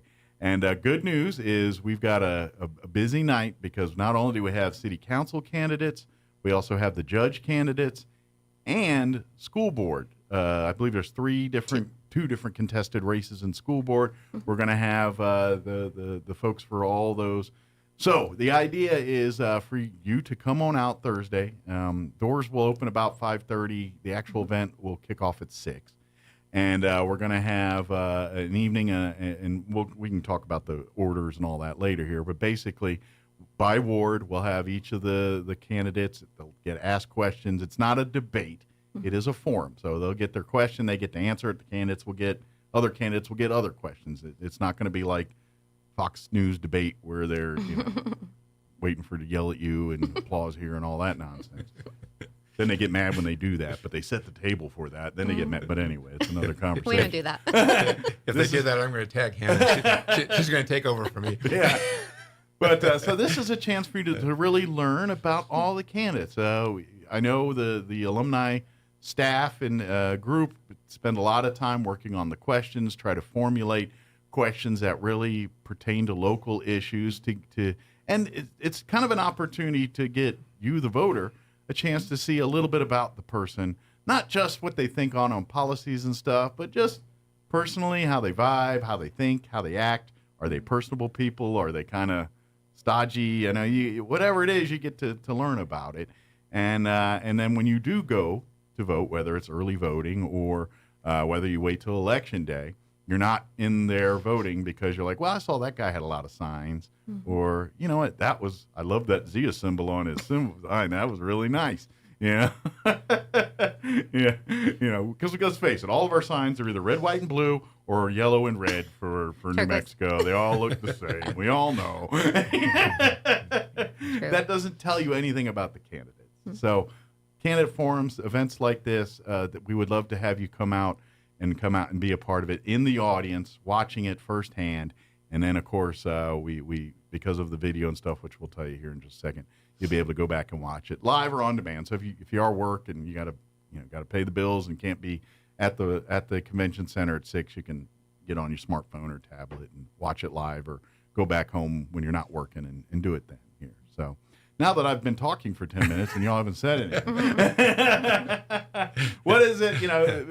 But this is really kind of the big thing for the Leadership Roswell alumni. So this is one. I mean, we have a couple of events, but as far as our community stuff for the community, this is probably one of our biggest events, and we want to make sure that people come and attend. You know, I always say I don't care who you vote for, as long as you voted for people that line up with you and you did an informed vote, and that's all we can ask.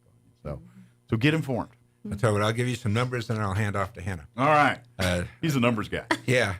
The Leadership Roswell Alumni Association was forward thinking back in 1996. Okay. And first put this into play. So this will be the 27 years that the Alumni Association has done this. This will be the 37th form. God, we feel old every time you do these. we actually, the number of candidates that are asked questions will break 400. We'll be up to 407. Wow. And then the positions that they've been seeking is 190. So with that as a history, Hannah can tell you what's going on here. She headed up the program last year, the candidate forum. She did a great job. Yeah. She grabs the bull by the horns and says, "Let's do this," and that's what she does. Somebody has to. And once again, she was firmly gripped on them horns. As long as her name's at the top, I don't worry about it. Just don't call me bossy. Assertive. Yeah, no, like you mentioned, we're super proud of this. It's something that I am passionate about, you know, because it's something for, you know, in the community that these are people that are going to speak on my behalf, my kids' behalf, my grandkids someday. You know, the people who have served before us, you know, the veterans, all those things. So it's something I'm passionate about. And like you said, it's something our whole board is passionate about. Like you said, like get out and vote. Absolutely. You know, you see all day, every day people have an opinion, but then you have to wonder, have you stepped up and tried to take a position, or have you voted? You know, so that you have a say in what's going on. And so if you haven't, then you really don't have the right to complain. Yeah, you can sit on Facebook and make you pop shots all day. That makes you feel better, and you might even, you know, feel like you won a fight every once in a while. But guess what you solved? Absolutely nothing. Other than you tick some pretty that you may or may not know anonymously. That's about it. But getting involved, being active with this. And let's face it, the people that you're going to be electing in this upcoming election, they have way more impact on your day-to-day life than a president or whatever insert sexy race campaign on national TV here. Those city councilors, those school board members, those judges, they're going to be the ones that impact your day-to-day life. You know, you like your streets this way. You like your trash picked up this way. You know, do you like the curriculum going on in the schools right now? Do you like the way the way our judges are handling sentencing and things? Do you think they're doing it right? If you do, then this is your chance to say that, and if you don't, this is also your chance to say that. Yeah, this is the first time we'll be doing the school board. Yes. And this is the first time they put them together. And last time the city elections were in March, I think. Yeah, this is the first that's right. time. This is the first time we're going as an actual November primary. To the season or whatever you want to call that here. So actually, that supposedly more people will get out and vote for that reason, and that was one of the reasons to move it to November, because people are familiar with the November dates versus, you know, I didn't know it happened in March. Whenever all of them. Yeah, and let's face it, sometimes people look at local elections and they don't put the seriousness on it because it doesn't have the sexy president race in there or something. So they're like, it's the little election. I was like, you don't realize how much van damage can be done in that election with you just sitting on the sideline saying it's no big deal. You know, are you happy with what's going on in our community, or are you not happy with going on? This is the one time you get to say something about it. Also, it's good to mention that all 5 wards have a city councilor up. So sometimes, depending on the year, the rotation, sometimes your ward won't have someone for you to vote for. Well, now if you live in the city, you're going to have something on the ballot this year. So you need to go out and vote. And I think it's set up that way each time. So now that, because for folks that don't know, we have the largest city council in the state of New Mexico, 10 members, two for each ward. And so the theory behind it is whenever there's an election, half of the group is up for it. So in theory, it should be now every ward has a race to vote on. Whether it's contested or not, that's up to the people running. But so everyone that lives within Roswell will vote for a ward seat, and also for the judge. The judge is a statewide, citywide position. And same with school board. If you know, now we have 2 races that are contested. So if you live outside of those, It may be just a single person or no person that you get to vote for. But there are 2 districts, and that's how they go. I know it gets confusing. City goes by wards, county, and the school board goes by districts. And if you get your little voter registration card in the mail, look, it'll tell you which district or ward you're in for every single one of these. So if it's like school board, it'll say you're in district whatever, ward and county, same thing. So if you're ever confused about that, you can look on that card. If you don't have that card anymore, I wish I remembered it. The state of New Mexico's basically the clerk's office. Basically, they have their Secretary of State. Yeah, and you can basically go there and see your whole voting history in New Mexico. Elections, when you voted, all that deal. So if you kind of forget on some of that, you can go back and obviously it'll tell you what districts you reside in, as long as you keep your address current, of course. It'll tell you all that. Yeah, there's so 8 seats are being presented on Thursday night. If everyone appears, it'll be 18. We haven't been able to get confirmations from a couple, but it's possible we'll have all 18. The idea is to have all of our candidates there. I'm going to say we got almost 99% of them right now. We're just trying to dot some I's and cross the T's, and the goal to have all of our contested races candidates available for folks to learn about. So the 2 people who have not responded to my email, respond, please. Yes, you know who you are. I'm searching for you. And here's another thing, too, is the candidates get an opportunity. They can have a table or whatever before and after the event. So if there are things that you want to know about these particular candidates, it may be the forum. We have a finite amount of time and finite number of questions and a lot of different races to get through. So there's only so many we can ask at a certain time. But if there's more personalized stuff you want to know, that's your chance to ask these candidates and understand where their view is before you place a vote on that election. Yeah, the format we follow, which we've always followed since the first forum, is they get a chance to have opening thoughts and also closing, and then in between we ask them a series of questions. They don't know the questions ahead of time. No, the questions are very secretive. In this year and every year past, we have a select little committee that they're the ones that create the questions and do all that, and it's literally treated like kind of like you got the nuclear codes for the bombs or something like that. It's maybe not to level suitcases and handcuffs, but pretty secure. We don't let that no one because especially in local elections, you always get that so and so knows the question. You always every year he goes back and forth. You can almost set your watch to it. It's going to happen. But I assure you, in the 30-plus years we've been doing this, no one's had advanced questions to this that are only people that know are Rick Kraft, the guy who's asking them, and the committee that put the questions together. That's it. We really, that's really important to us, the integrity of the program and, for the candidates, because some of them have never spoken before on a stage. Some of them are very nervous. So we want them to feel comfortable coming in and being able to talk to their constituents and answer questions, that, they're not going to be hard, but they're current and, relevant things that to the are job relevant. They're trying to get here, basically. And that's important to us for that reason. We also have asked for, the public's input. So anybody who shared information, because, again, like you mentioned, everybody always wants to give their 2 cents worth after, before, whatever. So we do, the board does take questions and submits those to Rick for him and the committee to, add to their list. To add to the when mix they're working through things. So that's why it's never the same every year. That's why you won't know ahead of time any of the questions. And some of the questions are customized for the particular race or individual, depending on, if it's relevant to information that people can use. Obviously, we're not going to be like, what's your favorite fruit? We're not going that route with it. But let me write that one down for next time. Some people want to know. This jackfruit, we're not voting for. I dislike cantaloupe. Not doing it. But Mike, it really works because of the community. Absolutely. As Hannah said, we appreciate the candidates supporting it and coming out. That's the first step. The Alumni Association is totally awesome under Hannah's leadership.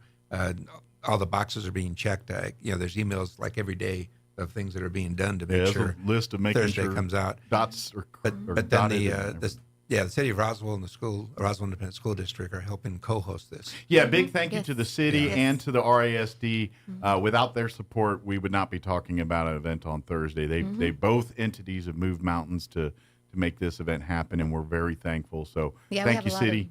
Thank you, city folks. Thank you, your school, your RSD folks, and superintendents and all the logistics folks that make these things happen for us. We do appreciate it. And we appreciate you here broadcasting it live. Yes. We will have it live. Now, I'm telling you, every time, be there if you can. Yes. If you've got the time, go in there, be in the room.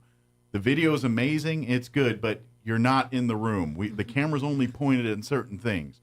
And especially when it comes to elections and things, you want to catch people's reactions. You want to see how other candidates react. Maybe you can't see it all on the camera. You can see that when you got a chair in the room. You got a ringside seat, so to speak. And then use the video as a tool to go back afterwards. If you're like, okay, I was there, I live in Ward 2, therefore I'm going to go back and rewatch the Ward 2 discussion here. And because obviously you're like, well, I don't need to see Ward 1, I can't vote anyway. So you want to hear it because those people all vote for decisions together. So if you got friends in those, you'd be like, hey, I saw that person and hear what they said. So go back and watch the video. You can go back, and if you misheard something, or if you want to, just hear it again, or understand, or maybe you didn't catch certain parts. Sometimes, the room gets talking, and 10 people's like, "What do you say? I missed that." It's like, you can go back and catch it there, or whatever. But I recommend you do both. Get there, be there if you can. Get you a good spot. Now, we incentivize it. You use door prizes, and of course you get to meet the candidates, and they have their swag, and so you probably walk out of there with some stuff, some swag. But you really do walk out of there with hopefully a good idea, at least narrowing down to who the people you like and who the people you definitely don't like, and that hopefully give you that picture there. So there's plenty of seats. Yes, one thing I think is important this year, we actually have had a record number that attend every year. It increases. So we're going to go ahead and plan for 400 this year, so don't disappoint us. So don't make us look embarrassing by not filling those seats. It's pretty bad when you put 100 people in there, but there's 400 seats. It kind of looks, minuscule. So last year we had 385-ish, give or take. So this year we're actually hosting at the Civic Center. Yes. So we have some additional space. Plenty of room. So last time we were at the Civic Center, we didn't have enough seats, so we were dragging in seats, which totally makes us happy. But then poor Rick is trying to focus and ask questions, and we're all, here we come with all the peanuts, chairs. Popcorn, peanuts. Unfolding our chairs and all the things. So we're just going to plan ahead this year and be ready for 400 people. That's right. So bring a friend. Come and bring your neighbor, bring your mom. Come to listen. Come to be educated. If you have questions, don't hesitate. The candidates, that's why they're here. This is you. Be informed on these. Like I say it every time. I really don't care who you vote for, as long as you've got good reasons and you did your research, and then you do that. That's America. That's how you do it. And this is, and I've never been a fan of the people that say, well, if you voted for so and so, that's a waste of your vote and all that. You know how you hear that, and that's a party thing. Both parties do it and all that. And I tell you, no. Do your homework, do your research, vote for the people that you believe line up with the values that you want represented. And if you do that, you did it right. That's what we're nonpartisan elections, so you're not supposed to vote for a party. You're supposed to vote for who's going to represent your, the things that are important to you. And that's a big thing to know about this particular municipal election. It's not a party politics. This isn't like once you hit county commissioner race and up, that's when you start entering D's and R's and all that stuff. But for city elections and school board and this is all, you have to be registered to vote to run for these offices, but you don't have to run as a D or run as an R or run as an L or whatever you run as long as you're registered to vote. And you do all the you can this has nothing to do with it. That's why when you go to a city council meeting, you don't see DR or anything next to any of the city councilors or the mayor, because they're not representing their party. They're representing the city, your ward, your district. And registering to vote is so easy. If you haven't done it and you have questions or you need help, you can go right down to 1 St. Mary's Place down there to the clerk's office, and it will take you longer to get out of your car, walk inside, and stand there and talk to them than it does to register, as well as when you go vote. Like I often early vote and it takes you longer to get out of your car and walk up there and get the sticker. Especially than it early does voting, to vote. yeah. You know, I've been to the one St. Mary's, I've been to City Hall, I've been to the mall, Yeah, I've been to the they're all church. convenient. I've never stood in line at any of those places. The only I've time never I had stood a in line problem was on election day. Yeah. And that was at the church there. That was Yeah. near my house, and that was the line. But yeah, you're right. Every other time, rolling to the mall. Mm-hmm. Usually I do it on a Saturday when I'm like in shorts that may or may not have holes in it. And they didn't care. They didn't turn you away or anything, No, right? I'm like, I'm here to vote. They let you Mostly vote. dressed. Yeah. And that's one of the goals of the Alumni Association is to have it done before early voting. Yes, we want to get that out. So, if you decide to be there day one of early voting, you've got some information to do that. And by the way, please don't use us as your only source. I know the newspaper. I know I hear Tuesday there, the Many Hands organization's doing a candidate forum that's kind of focusing on homeless issues and things like that.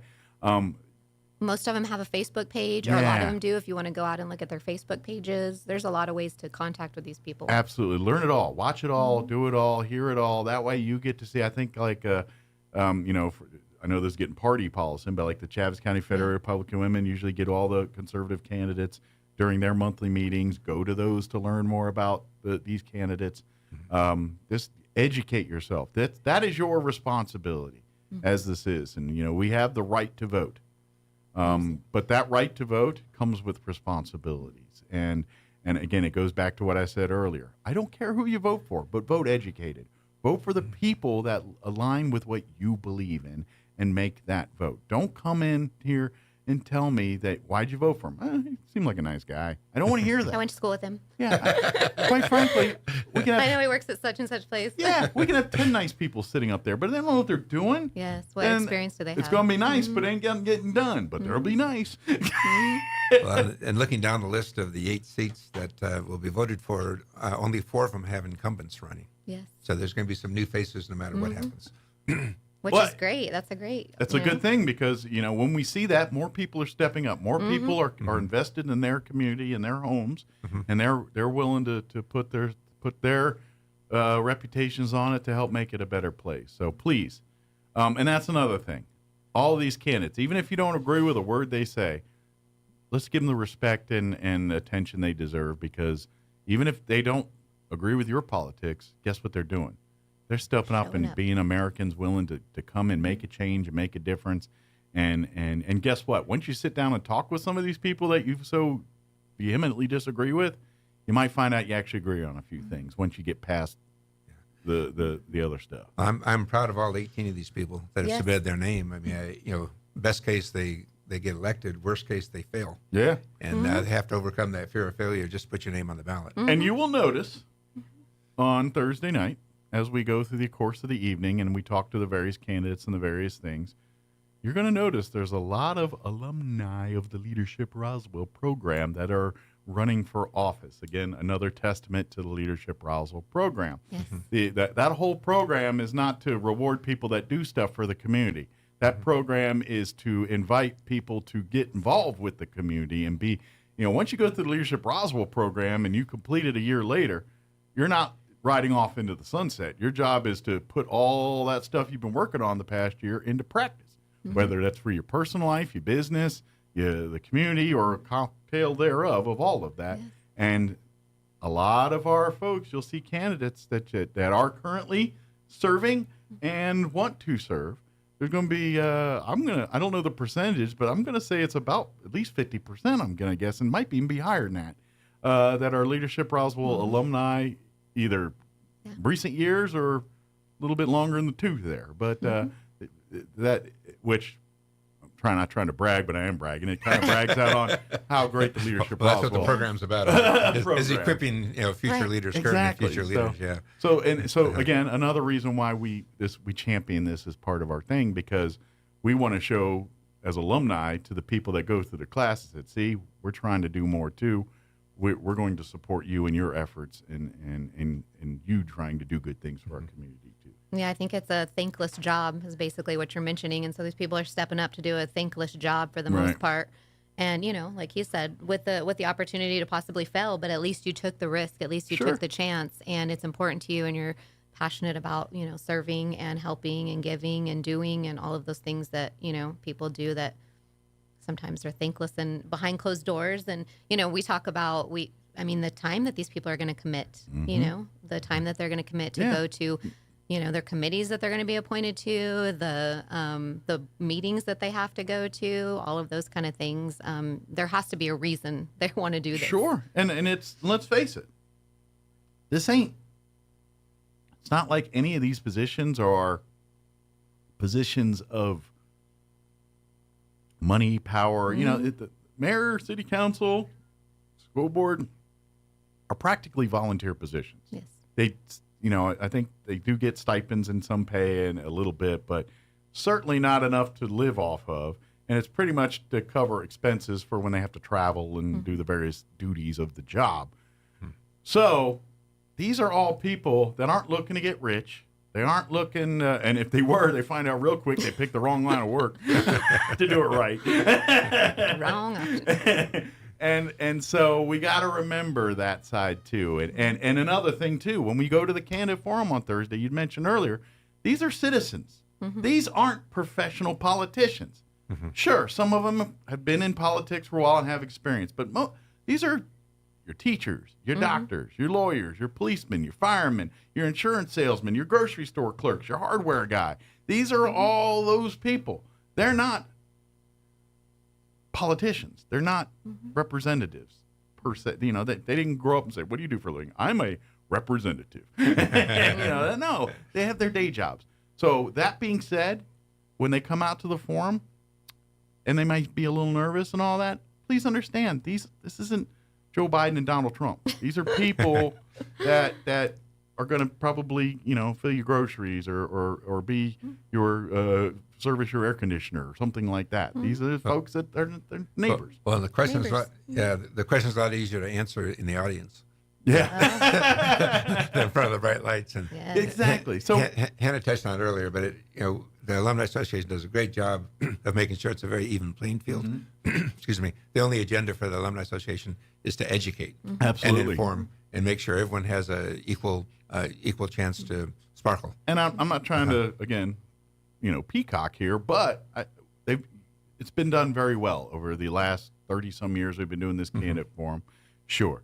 There's always going to be a salty one at some point or another because that's life and how life works. But as far as the security and fair and level playing field, asking questions that are pertinent questions, not gotcha questions, or, you guys in the committee do a real hard, sure, I'm not saying the questions are softballs. They're not. They're tough. But at the same time, they're not gotcha or set up to fail questions. They're questions that are, let's face it, if you're running for office, you're going to need to know these issues because you're going at some point in your term deal with these kind of things, whether it's roads or school board policy dictation or even some of the stuff we're seeing nationally in the news. Every school board's impacted by some of that. So you're going to have to know your stuff on that as a candidate. But as a consumer or as a citizen, please understand these people aren't professional. When they're a little nervous or a little hemming and hawing, it's not because they're have an agenda. It's because they're a room of hoping 400 plus people, and that's a little intimidating. And so when their day job of cleaning air conditioners or teaching your kids is a little different than standing in front of 400 people selling yourself to them.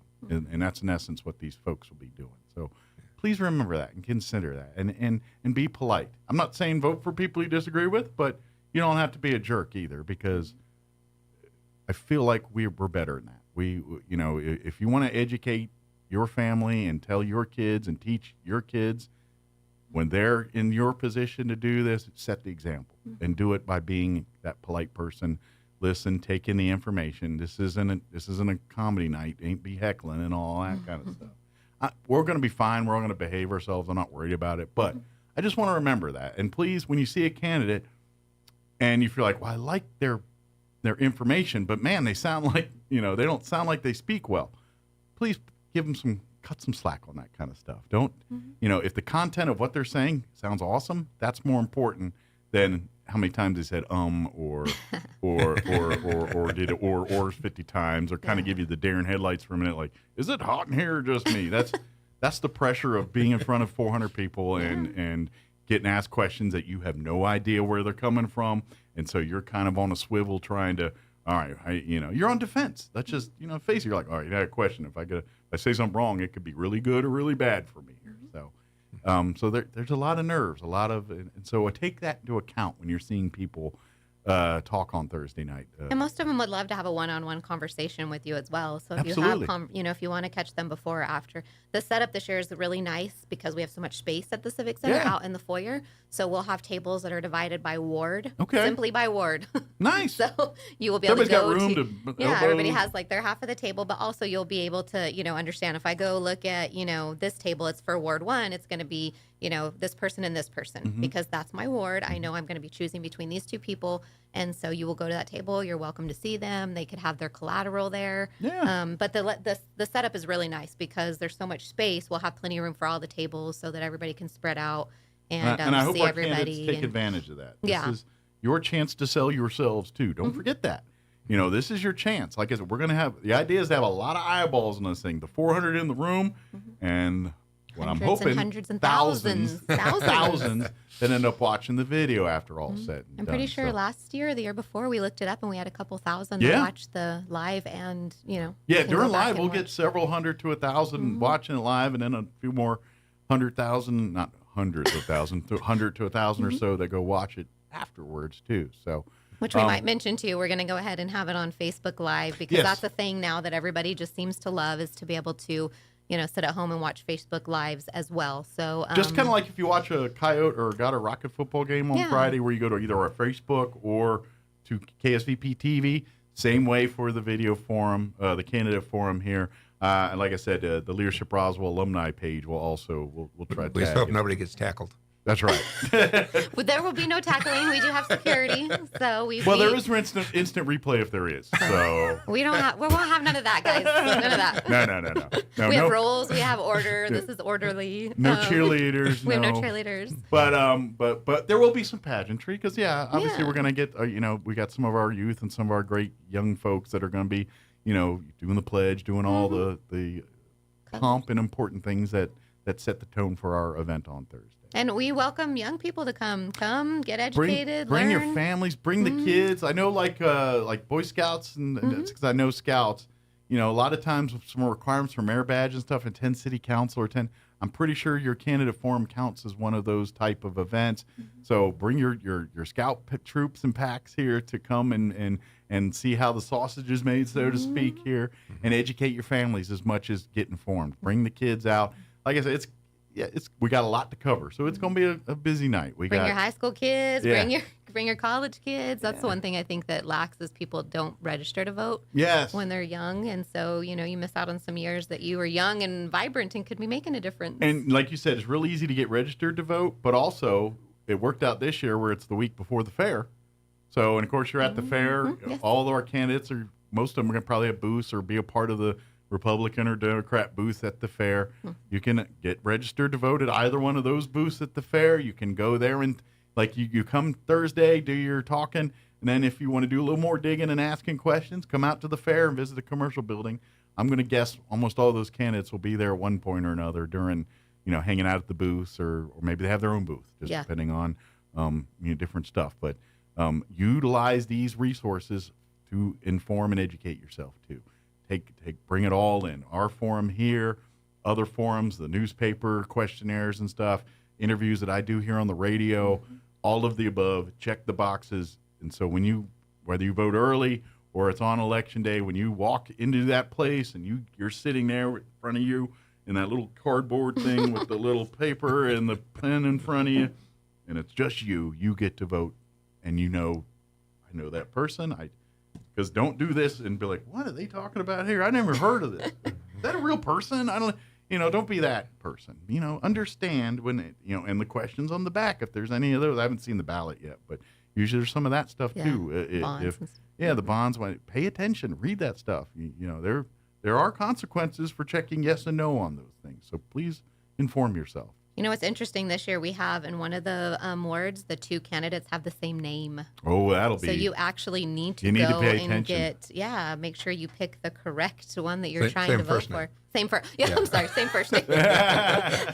Same first name. But still, if you're just like, I'm voting for Bob, then, you're going to go and you're going to see two Bobs and you're going to go, oh, I should have done my homework. and if you're not sure what ward you're in and stuff, do call the clerk's office or ask and do it before Thursday.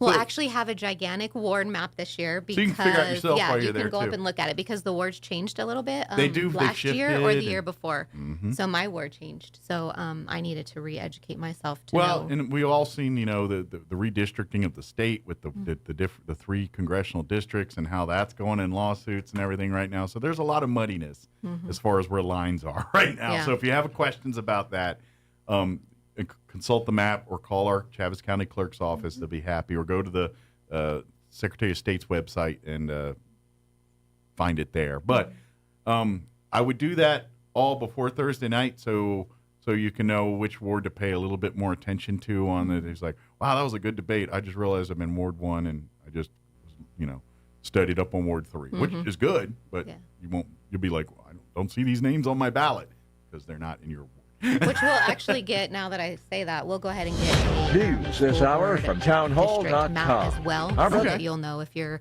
in District 2 or 4. Perfect. That who to be listening to as well. So we'll get one of those to display too. Like we mentioned, this is our first time to add the school board to our forum, so that's something new that we'll have. So you can learn all of that, know exactly who you're voting for. We're out of time, but again, this Thursday night is the Leadership Roswell Alumni Association Candidate Forum, September 28th, Thursday night.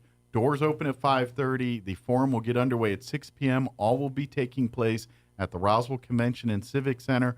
Completely free, does not cost you a dime to come in or go in. Come on down. Like I said, doors open at 5:30. Get there early. That way you can talk to some of the candidates at the table, scope out a good spot for you, and then get settled in for the forum when it begins at 6. And then, of course, you can hang out a little bit afterwards if some of the candidates want to talk and get more information there. Doesn't cost anything. We're also going to be live streaming it on demand and live at ksvptv.com in its own candidate forum channel. You'll see it right there.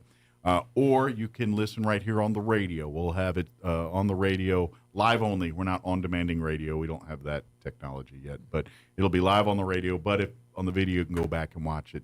So if you go live Thursday and then maybe Friday or over the weekend, you can go back in your underpants and watch it from the convenience of your home there. So too much detail. You do you. Sans underpants, with underpants, that's up to you. As long as you're not in public. Is there anything we missed? Anything we wanted to share or I got rambling on? We'll have cookies.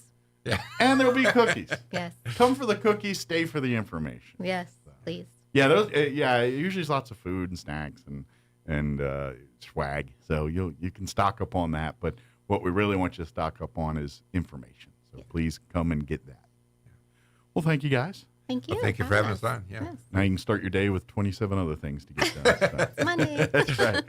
All right, it is 9:02. You're listening to 106.5 Roswell's Talk FM, KEND, Roswell, New Mexico. News in progress. I speak to millions of people every week, people just like you. You see, what the elites are doing is using inflation and government handouts and now central bank digital currencies. Everybody wants cheap airfare, but where do you find it? You call low-cost airlines. Their prices are direct from the airlines, and they're so low you can't find these fares published anywhere. They specialize in cheap flights, discount hotel rooms, cheap car rental rates, and great package deals anywhere around the world. Wherever you want to go, they can help you get there cheaply and with a best price guarantee. If you want the lowest prices on your airline tickets or other travel services, call now. That's right, call. That's the only way to get these rates. Experts are standing by 24/7 to get you the cheapest airfare and hotel rates available. So don't wait. Call right now for the lowest travel prices anywhere and for great last-minute travel deals too. Call 866-755-5300. That's 866-755-5300. Again, that's 866-755-5300. Call us right now. The report calls on Moscow to provide full information about any unaccompanied minors taken to Russia. And significantly, the report warns that coverage of Ukraine in the Russian media has now become so violent that it may constitute incitement to genocide. The BBC's Imogene Folks. The Ukrainian president's office says 4 civilians were killed, 13 wounded in the past day as the war entered its 20th month. News and analysis at townhall.com. Just a week before his 99th birthday, former President Carter and his wife were out and about over the weekend in Plains, Georgia. Correspondent Jackie Quinn. People who attended this weekend's Plains Peanut Festival in Plains, Georgia, say they were thrilled to see former President Jimmy Carter and his wife Rosalind being driven through the event. A video was posted on social media of the former first couple in an SUV taking in the sights and waving to spectators Saturday. The couple, married 77 years, has largely retreated from the public spotlight amid health challenges. The former president's been in home hospice care since February. His 99th birthday arrives October 1st, and Rosalind Carter was recently diagnosed with dementia. The Carter Center says they enjoyed the ride through the festival. I'm Jackie Quinn. More on these stories at townhall.com.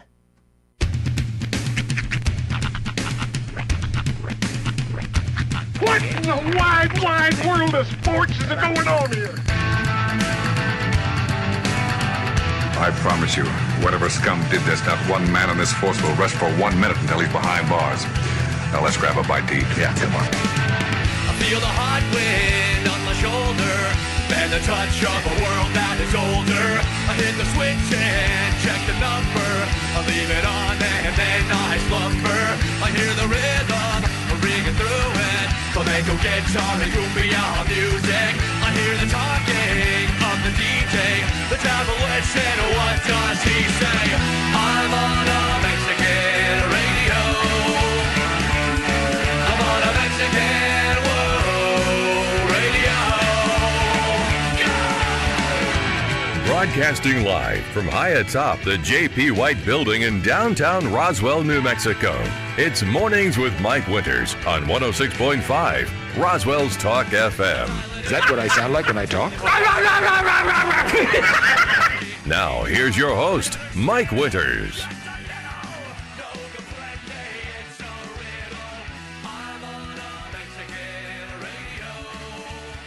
And good morning. It is 6 minutes after 9 o'clock. Welcome to our number 3 crazy of Mornings with Mike Winters, right here on 106.5 Roswell's Talk FM. Happy, oh so happy Monday. It's not as fun as Friday, I know. But look ahead. Today's a day where you're like, there you go. It's like trying to hit the jaws to zoom the camera in a bit. But it's like kind of like you get Monday and you're like, oh man, I gotta go to work, I guess. But you're good, Justin. No, you're golden. But when you have something to look forward to, it makes it easy. It you know sure what does. I mean? So you're like, oh, it's Monday, I got to think, but 3-day weekend coming up. Or fair next week, I'm going to be riding and having fun. You know, you got something coming up to look forward to. It's really the only way to stay like happy or satisfied in life is you have to find a thing ahead that like, if I could just get to that, then I'll be fine. Yeah, and to be honest, that's how my childhood. That's how I really, and more so than even, like adult life, I'm just like, oh, time to make the donuts, gotta do what you got. Right. But I remember as kids, you're like, oh, I got this test, I gotta, but this weekend we're going to the fair, we're going to King's Dominion, or we're going to camping, or whatever it was that got me to excited for the weekend. It's pretty much the only way I can get my daughter to do anything is we have something to look forward to. Yeah. Just be good until then, we're good. It's a lesson in life, you know. We're only excited until this point there, but yeah, we do have a lot to look forward to. You know, we got, of course, more football. We got now with Roswell winning, and then Goddard winning, and then we got 3 football teams that are. We are definitely doing. Wait till playoffs time. Right. It's going to be hot and heavy. It's already week 7. I know. I mean, that's crazy that we're that deep in the season. I'm just saying I'm going to go on a limb and saying there's the state championship for 5A. Southeast New Mexico will own that by the end of it. I'm not, Goddard, Roswell, Artesia, I'm not going there.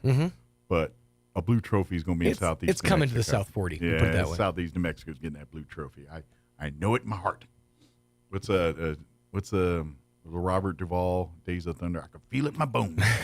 I can feel it like it's right. Don't want you spoiled, but in my neck. But happy Monday. Hope your day is going well. Is our guest here already or not? I'm not sure. Okay. So. We will talk fair this hour. Yes. Leslie Robertson will join us, and she's here to talk just overall fair, general. We talk parade. Of course, I talk overall every time, but we talk parade with Adrienne Friday or Thursday, whatever day that was, and I think it was Friday.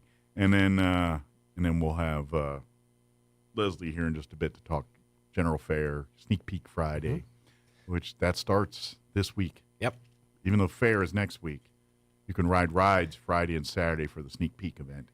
It was, I want to say Tuesday of last week. We were sitting, I was sitting with a friend at Sarah's having dinner, and I see a truck drive by with a bunch of little cars on the back, like little colorful cars. I'm like, oh, they're already setting up for the fair. Ah. We were like, already? It was like a week and a half, but yeah, they're going to make sure everything is set up. They're going to get it all, approved. And I think I saw one of those over the weekend when I was driving. I can't remember if it was Saturday or Sunday.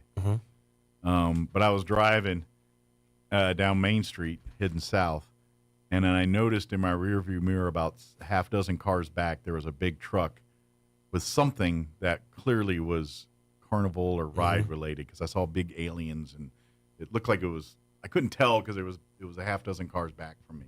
Right. And so, but it was definitely something hitting. Could have just been Area 51 research. Could have been. Yeah. Could have been actual aliens. But I'm going to go on a limb and say they were heading to the fairground. Probably so. Getting ready for all of that. Are you a ride person?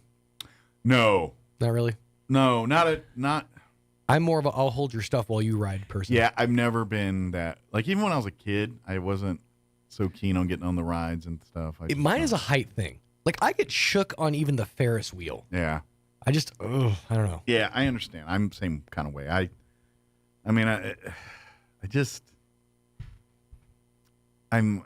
a big baby. I have a really sensitive stomach. Stuff like the Sea Dragon, that boat that goes, I can't handle that. Yeah, I get much repetitive back and forth. I get a little, yeah. There's one ride that I do enjoy at the fair, and it's only because it doesn't actually do anything but you stay like this and you just do this. Oh yeah. You're not flipping over or anything. I didn't mind like the scrambler and those kinds of things, and I love the ones with the gravity and you stick to the wall, and I loved those. Most people didn't like those. Those I liked. That one got me, like the Gravitron. That one got me ill. Those I like. The ones I do well are generally roller coasters. That up and down feeling, and when your stomach is in your throat, that is what I don't like. And that's the part I'm like, I'm a tilt-a-whirl fan. Yeah. Okay with that. That's enough of like the spinning around, but not like where I'm going to get dizzy. And when I was a Ute, I remember going to Paramount's King's Dominion. I don't think it was Paramount's at the time. Name dropper. Yeah. Well, just to give it's. And so it was a theme park like Six Flags or something in Virginia, Williamsburg near Busch Gardens and Jamestown and Williamsburg and all that. But anyway, King's Dominion. And they have, and I think it's still there. It's still one of their main roller coasters. They have a wooden roller coaster there called the Rebel Yell. Nice. And it's a long wooden up and down roller coaster. It's a huge roller coaster that kind of, in the scope of things, really sets the kind of the backdrop of the park because it's right there by the lake. But it's an old wooden roller coaster, and you have that little bar. But that I don't know what it's got now, but back then there was not like a harness or anything. You literally just had a little bar that just kept you over, and you go up that first hill, the click, click, click, click, click, and then you hit the down, and your butt leaves the seat. And when I was a kid, and I'm like, I can feel my thighs buried into that bar while my buttocks has a good 2 to 3 inches of clearing between it and the seat. Right. I thought I was going to fall out that thing. I was scared. And to this day, ever since then, I still been like, Nope. I'm good. I'm like, even when I see the harnesses, I'm like, that does feel There's a sense of it's reassuring and all that, but it's also like that one strap is the one thing separating you from certain death. And here is the advantage of you being you in your size. As a short person, they aren't built for my size, so I'm a little too small for those little rooms, those little things, and so the bar doesn't come down far enough because I'm not that big, right? And so I have room to wiggle, and I don't want room to wiggle on that thing because you can wiggle out. Yeah, so that's a big reason why I don't ride the roller. I'm just like, no. I mean, at least in Top Gun, they strap them in and the whole deal. I'm like, in here, I got a bar. Yeah. I'm like, no, thank you. Now, there is a sense that, you're going to a place where they've taken safety into consideration, so it's not that dangerous. But then you think about places like Action Park, which is closed now. But if you know the story of Action Park back in the day, it was the world's most dangerous theme park. Like, people would get seriously injured at this park. Yeah, see, that's a red flag. But generally, no. I don't mind your VR-y kind of where you sit in a chair and it does the whole movement. Yeah, where around. It gives you the experience for you. Those are fun. Yeah, those are fine. Although I did in Disney World, I went to the Avatar one in Animal Kingdom, which is very cool. I had to wait 2 hours to ride a 2-minute ride, but it was a fun ride. But that being said, it was one of those VRs where you sit, it's a ride where you're on those bird pterodactyl things. But when you get into the little room or whatever, you're sitting on like a motorcycle looking thing. Okay. And then you're really inches from this ginormous screen thing. And so then you start, and so you're going, and so, but there's moments where you're flying, and then they go from like flying level down into a canyon or something. And the whole thing goes and I'm telling you, my heart's in my throat and everything else, because I'm like, whoa, because my eyes are tricked into thinking I'm actually moving and falling, and I'm getting vertigo and the whole nine from that. And that freaked me out a little bit. I had to physically turn my head away to say, this is not real. Right. You're just sitting on basically a motorcycle in front of a coin operated motorcycle in front of a grocery store. No more different than that, but the visual was making me feel like I can't handle this little tiny ride. That level of immersion is something else. I mean, because I went to this was years and years ago. There's a place in Albuquerque that's now closed. It's called Blockbuster Block Party. Okay. My uncle helped build it, so I got to go to the grand opening. And they had this thing called Go Motion Theater. It was just like a theater, like several rows of seats, but they would show different movies. And the one I went to was the Jurassic Park one. And so you're in this, like, the Jeep, and you're, like, running away from a T-Rex. And it keeps, like, cutting back. And as it cuts back, the chairs are all moving, and there's, like, wind being blown. It was a really immersive experience. Yeah. Well, that's what, like, that kind of reminds me of, like, the Star Wars stuff at Disney World, too. Like, if they got the ones where you sit in basically a little pod that moves around and stuff, but it's C-3PO and R2-D2 doing the talking, and you're flying in the ship, and, we're going to do the parsecs, and and you do all the Star Wars lingo, but you're just sitting in a box that moves around at the end of the day. But it was very cool, just like what you're saying. They kind of do the 4D where they throw the air at you, they throw the spittle water at you, or whatever it needed to create the effect they're trying to do. Right. So, kind of like the Pirates of the Caribbean ride at Disney World, but that's old school, because you're literally on a train thing, and you go through, and there's water spitting, and you go through a little jump, and a lot of singing, and yo ho, a pirate's life for me. No more Johnny Depp, I guess, unless they put him back. Did they put him back? I don't think they put him back on the ride. And I've seen it before. Like, I remember going years ago as a kid, and way before Johnny Depp, and so you saw, and then I saw it last 5-10 years. I'm like, dang, they crowbar Johnny Depp in here all of a sudden. Well, from what I gather, they moved Johnny Depp over to the island, or the Jack Sparrow, and now he's just staring down at a grumpy. That's the new position. Yo ho, a pirate's life for me.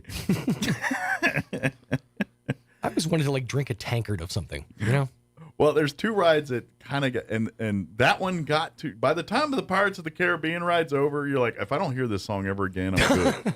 And Small World. Yeah, exactly. That's the other one, because it's literally, you're riding and it's the same style ride. You get on a little boat, and you're kind of going through a dark room, and you go through little scenes, and it's completely, that one's even tamer than the Pirates of the Caribbean, because at least during the Pirates of the Caribbean, there's that one spot where you hit a little hill and you go down, and for a hot second they're like, woo!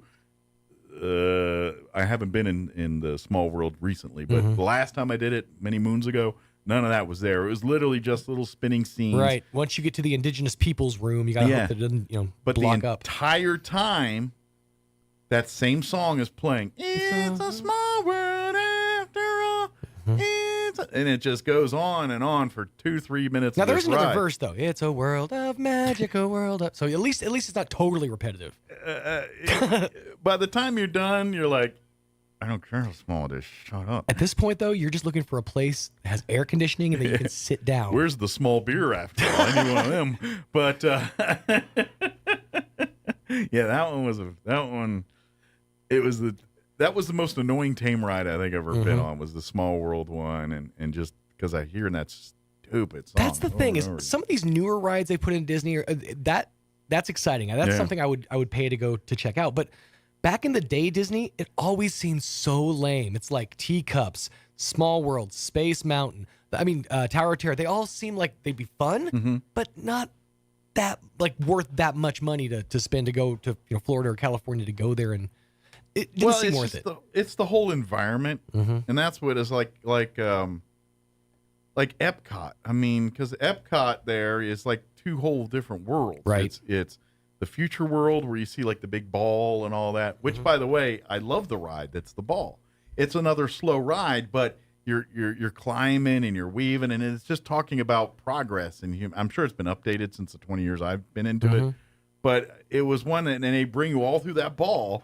And it's slow and everything, but it's nice. It's air conditioned and it's entertaining, and they do put you in weird positions to get those. So it's one of those ones like if you don't want the roller coasters, but you don't want a carousel going do do do do do. Right. It doesn't have that either, So those, and that's why I liked it. But then you go to Epcot, and it's a whole nother experience. It's the world tour side. There's a little area that is like Germany. There's one like Japan. There's one like Norway. Great Britain, I can't remember all the countries represented. Some of them have rides, some don't. Some are just shopping and eating. But still, it's like 1 minute you're in a futuristic-y Jetsons world, then you cross a bridge, and now you're in Germany. It's just, that's kind of neat, right? And Magic Kingdom's the same way because of the Adventureland and Tomorrowland and I can't remember all the other ones. But Right. you literally walk through an arch, and next thing you know, it's Tomorrowland. And Space Mountain is old, but when they turn the lights on and you go, it's not that impressive. But when you're in it and it's dark and all that, it's a fun little ride. When I was a kid, I just knew Space Mountain as a place that Ric Flair took people. Or ladies.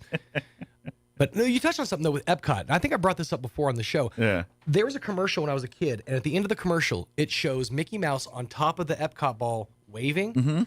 As a kid, that commercial gave me vertigo. No, sitting in my living room, seeing Mickey up on top of that, I'm like, oh, Yeah. I felt uneasy. I know exactly what you're talking about because I the same way. I kind of felt that every time I saw it, I was like, oh, no way, I'm standing on top of that. Let alone in that costume. I'm sure it didn't have the best grip footing and all that stuff. I mean, I'm imagining his feet were strapped to the thing. I'm sure he was harnessed in some way, shape, or form there. But it was cool. So that's why I feel like I could probably get the same experience with my kids at like Uncle Cliff's, Yes and no.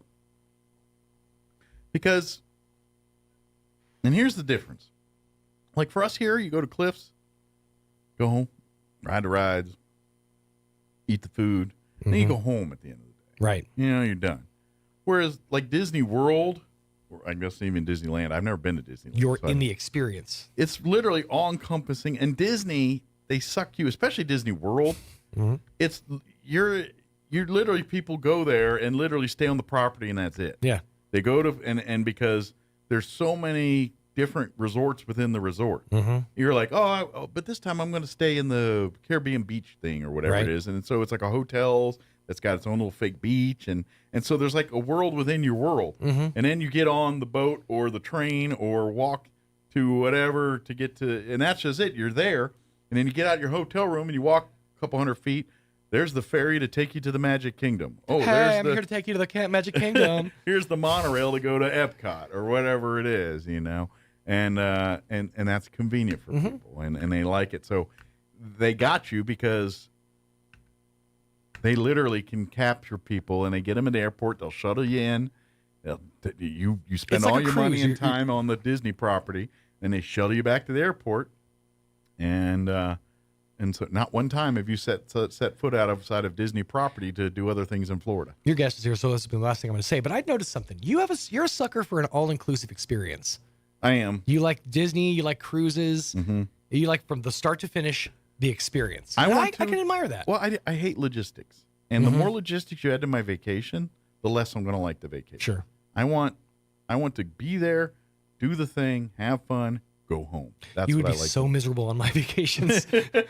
My friends tend to meticulously plan everything to save the most money and get the most out of it. So yeah, it's literally like we have 20 minutes before we have to be here, and then we can do this and that. And it's just like, yeah, I just want to relax. That was my dad. That was, how we did things growing up. And I was like, as an adult, no, I go on vacation. I'm on vacation. Right. I'm going to, maybe I'll get to it. Maybe I won't. I'm not going to plot and plan. There you go. You rebel you. I am. Now, my wife is the complete opposite of that. So I never win. We do end up doing it the way you're talking about. Sure. But that being said, if I had my druthers, I'd be like, I don't know. What are we going to do? We'll figure it out when we get there. It's a vacation. Let's just let it flow. Yeah. Let's see where the wind blows. Win in Rome. Do as the Greeks. It is 9:25. Leslie Robertson going to join us here in just a few minutes. We're going to talk general overall fare today. So we'll talk about Sneak Peek weekend and all the other stuff going on at the fair. Which with Sneak Peek weekend will be Friday and Saturday night this week, but the actual fair will officially open Monday, 1 week from today. So we'll talk all about that and what's going on in between with Leslie in just a few. Before we do that, though, let's get you up to date with the weather. I'm meteorologist Jennifer Naramore with your Pecos Valley weather. Good morning. We have a good deal of sunshine that'll be coming our way for today. The overall chances for wet weather looking low. Now into tonight, there is a small chance for showers and thunderstorms, mainly for Carlsbad and Artesia. Highs for today area-wide from the upper 80s to near 90 degrees, and the overnight lows are from the low to mid-60s. Now, we do have an increase in some scattered thunderstorm chances coming in for tomorrow. That's your latest forecast. I'm meteorologist Jennifer Naramore. Thank you, Jennifer. Currently 68 degrees. Says overcast. She's right. It's cloudy. Humidity is at 58%. Winds currently out of the north at 8 miles per hour. Mostly sunny today, 89, near 90 today. Winds will be out of the northeast, 5 to 10 miles per hour. Tonight, partly cloudy, looking at an overnight low of 66 degrees with southeast winds, 5 to 15 miles per hour. They're saying there's a chance, 30% chance of showers for your Tuesday afternoon, otherwise mostly sunny. Highs right around 90 once again with south winds 5 to 15 miles per hour. 20% chance of rain continues into the Tuesday evening hours, mainly before midnight. Partly cloudy, overnight low of 64 degrees. Wednesday, sunny and 92, south winds 5 to 10. Thursday, sunny, highs around 94. Friday, more of the same, sunny, highs around 94. Saturday, we're looking at a 20% chance of showers, sunny and 89, 20% for Saturday night as well, and sunny and 89 for Sunday. So right around 90 for the most. We'll see. As long as we get the moisture out this week, and then not so much for next week. So get her done this week, and then we'll be good. All right, it is 9:27. We're going to take a 3.5-minute commercial break, and then we're going to talk here with Leslie Robertson. We're just, like I said, Eastern New Mexico State Fair, but we're talking overall fair today. So we're not going to genreize, even though I do that every time anyway. So we'll be back. Don't go away. Need new windows for your home? Beware of the sales gangster. Jennifer from Trustmark Roofing and Windows here. A sales gangster is a window salesperson with the mobster mentality. They intimidate, bully, and fast talk you into buying their less than quality windows during a 3-hour pitch. Think I'm kidding? Call a few window companies and see for yourself. Or you can skip the sales gangsters and call Trustmark. We have fair, no-nonsense pricing on our premium windows, and our appointments take only about 60 to 75 minutes. Just long enough to listen to what you need, show you your options, answer your questions, and give you a straightforward quote. Then it's up to you. We can take a no just as easy as a yes, but I'll guarantee you this. No sales gangsters. Sound fair? Call Trustmark Roofing and Windows for your no-obligation spring window assessment. 575-755-7663 or visit TrustmarkRoofPros.com. Trustmark Roofing, we put people first. How low? 0. The Zero Down Touchdown event is on now at Roswell Nissan with zero down on a great selection of vehicles like a 2019 Ford F-150 for just $489 a month, 2021 Nissan Versa just $289 a month, or a 2020 Chevy Spark for just $349 a month. And Roswell Nissan is giving away a brand new TV every day September 21st through the 30th at 6 p.m. Then on September 30th, join Roswell Nissan for the chance to win 2 tickets to see the Cowboys take on the Giants from AT&T Stadium. The Zero Down Touchdown event on now at Roswell Nissan, 2111 West 2nd. Martine's Capital Cafe in Roswell offers authentic and highly rated New Mexico food. Explore their amazing menu featuring huevos rancheros or asado with eggs or their green chili stew. And you can't forget their award-winning green chili cheeseburger, all made from scratch using their finest and freshest ingredients. Open for carryout with curbside delivery or limited dine-in. Just call ahead 624-2111. Martine's Capital Cafe, always pleasing the most refined palate. Open Monday through Saturday from 6 a.m. to 8:30 p.m. at 110 West 4th in Roswell. Coming to the Liberty, Friday, October 6th. Catch Jamie Richards. Don't try to find me. With 12 #1 Texas country hits and records recorded by artists like Cody Jinks, Hal Ketchum, Kevin Fowler, Walt Wilkins, and many more. Get tickets and more info at thelibertyinc.com. She's cold as that beer she's drinking. Jamie Richards. Friday, October 6th at the Liberty in Roswell.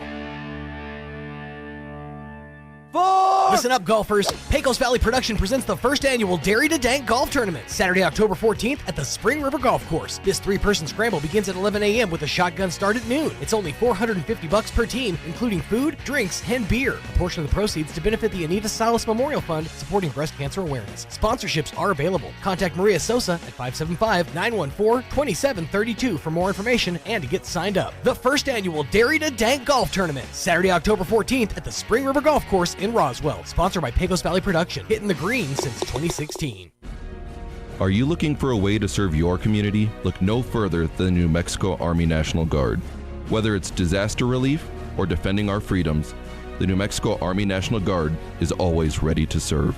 Gain valuable skills, receive world-class training, and be a part of a team that makes a difference. Step up and become the best version of yourself. To join the New Mexico Army National Guard, call us at 1-800-GO-GUARD.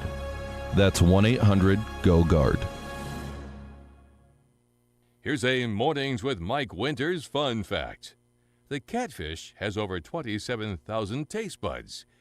Do you think they prefer fried or blackened? Here's Mike Winters. And good morning. It is 31 minutes after 9 o'clock, and joining us in studio this morning to talk Eastern New Mexico State Fair, Leslie Robertson back with us. Good morning. Good morning. How are you today? Good deal. I was joking. I was like, it's Robertson Day on the morning show. We had Hannah last hour and Leslie this hour. My sister-in-law, yes. Robertson ladies taking over. That's right, taking over the airwaves this morning. So first off, how are you doing? Doing well. Busy Doing time good. of year. Busy time. Calm, not ready for the craziness that will start here in a few days? We're ready. Good deal. Bring it on. Well, in case you're just figuring out, 1 week from today is the official start of the Eastern New Mexico State Fair, October 2nd through the 7th, all next week. However, the fair unofficially gets underway Friday. Yes, it does. And to be honest, it's kind of already underway. I think even some of the home ec stuff already turned in their stuff this last weekend. 4-Hers, FFAs, all of their stuff's being brought in, and then the arts and crafts department, they are in there. Doors are now shut unless you are entering baked goods or the floral bouquets. Right. Arts and crafts already done. They're in there judging now, so we can't take any more entries. Getting ready to put the blue ribbons on and all that Absolutely. for the start of the fair here in a few yes. days. This weekend, you're going to start seeing the livestock and stuff rolling in and all that. But once again, the fine folks at Wright's Amusement have agreed to do a sneak peek weekend again this year for all the rides and carnivals. So this is perfect if maybe you show animals and things and you spend your whole week at the fair showing animals and spending all your time in the livestock ring or the education building, and you never really get a chance to ride the rides. Well, Friday and Saturday, this Friday and this Saturday, Friday evening and pretty much all day Saturday. Starting at noon on Saturday. Yeah, noon on Saturday. You can come to the fairgrounds. Gate admission is completely free. You can get an unlimited ride armband for $35, and the rides and the carnival's food side will be open. The other foods and stuff in Food Alley are not going to be open yet, but some of them will. Some will be. Okay. Some come early and set up. So we do have a few of our local vendors. So follow your nose and meander that way if you see something smelling good that way. Yes, but it is worth noting that the commercial building is not open yet. Arts and crafts building not open yet. It is primarily carnival and eats for Friday and Saturday. Yeah, it's not full on fair. There's not going to be any livestock shows, or can't go sneak peek the education building or nothing like that. You'll have to do that on Monday. But Friday, I think they start at 4. At 4 on Friday. 4 on Friday till 11, I think, or 10. And then noon till 11 Saturday, this Saturday. Yes. Then everything's shutting down Sunday. No fair, no carnival, no food, no nothing. Resetting. And then Monday morning, starting at 10 a.m., or is it 10 a.m. or 9 a.m.? The parade starts at 10. 10 a.m., You want to line up. If you're in the parade, you want to line up by 9. If you have littles, make sure you do potty break. Mm-hmm. I recommend taking some water. It is a long parade route. Yes. But you line up at 9, roll out at 10, and then the fairgrounds will be open and ready at noon. Yeah. For the parade, like years past, they start leaving the Wool Bowl parking lot, and then they'll get on to Main and head south to Summit. Yes. Which, for people who've been here a while, it's the old Sears. I believe it's an Ashley Home Store now. It's Ashley now, but it'll always be referred to as the old Sears the old parking Sears. lot. It's just kind of, it's like turn left where the barn used to be. That's kind of the mentality there. We are a traditional folk. Yeah. But so if you see the Ashley Home Store on the south end, and if you college there where the Wool Bowl and all that on the north end, if you line up anywhere on Main Street between those two roads, you're going to be in a great spot for the fair.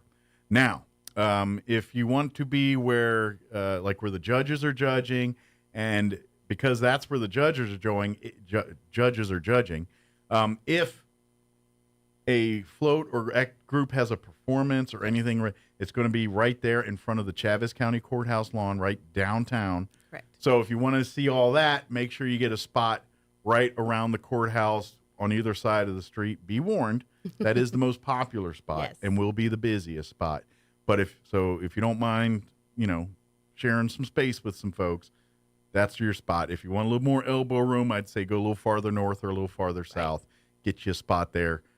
All along, businesses will generally close up. They let people park and sit in front of their businesses and watch the parades. Some will stay open if you're like, man, I need a cup of coffee or a soda or something. You meander on in there. As Leslie said, this is a big parade. It's probably the biggest parade in all of Roswell and all of Chaves County. We usually hit right at about 100 floats. So Yeah. it is a big lineup. I will mention that the entry deadline has passed. It passed on Friday. However, we are going to reopen because we are a lot of procrastinators, myself included. Sweet talk Adrienne, and Yes, she will let you yes. get in this week. So get back online. We did reopen the online entries. However, the lineup is already in process of being completed. So if you enter after the deadline, you will be towards the rear of the parade. So you don't get preferential spacing. No, you not get if what's you left wait. over. Not if you wait till after the deadline. Yeah. But it's not too late to participate. We'd love to have you. Absolutely. Would love to. And it's a lot of fun. So if you got a youth group or church group or civic organization or whatever, come be a part of it. Like I said, it's the largest parade. It takes about 2.5 hours. It's a long one. To get to see the parade from start to finish. So plan on being there a while. And then once the parade's through, it will be fair day, so the kids will be off school. Yes. So if the families are off, you can start heading your way to the fair right after the parade. The carnival, everything will get open shortly thereafter. I think the first livestock shows are that Monday. Actually, I think they start some the weekend, but like some of the, the big ones, they all start on Yes, Monday. the Dairy Goat Show happens on Saturday, but everything else gets kicked off on Monday. Yeah, so you can come and go see the shows, ride the rides. The commercial building will be open for the first time there on that Monday afternoon. And we are jam-packed. We do not have a single vendor space left. Everything is full this year. And the rides will get underway earlier, too. And this is kind of that cool thing about the sneak peek. If you remember years past before the sneak peek, the inspectors had to come. And so it was like, hopefully they'll be here for a 5 o'clock start. And everyone's like, come on, it's 5 o'clock. Where's the ride? Right. Now that we have sneak peek, the inspectors did all their things this week.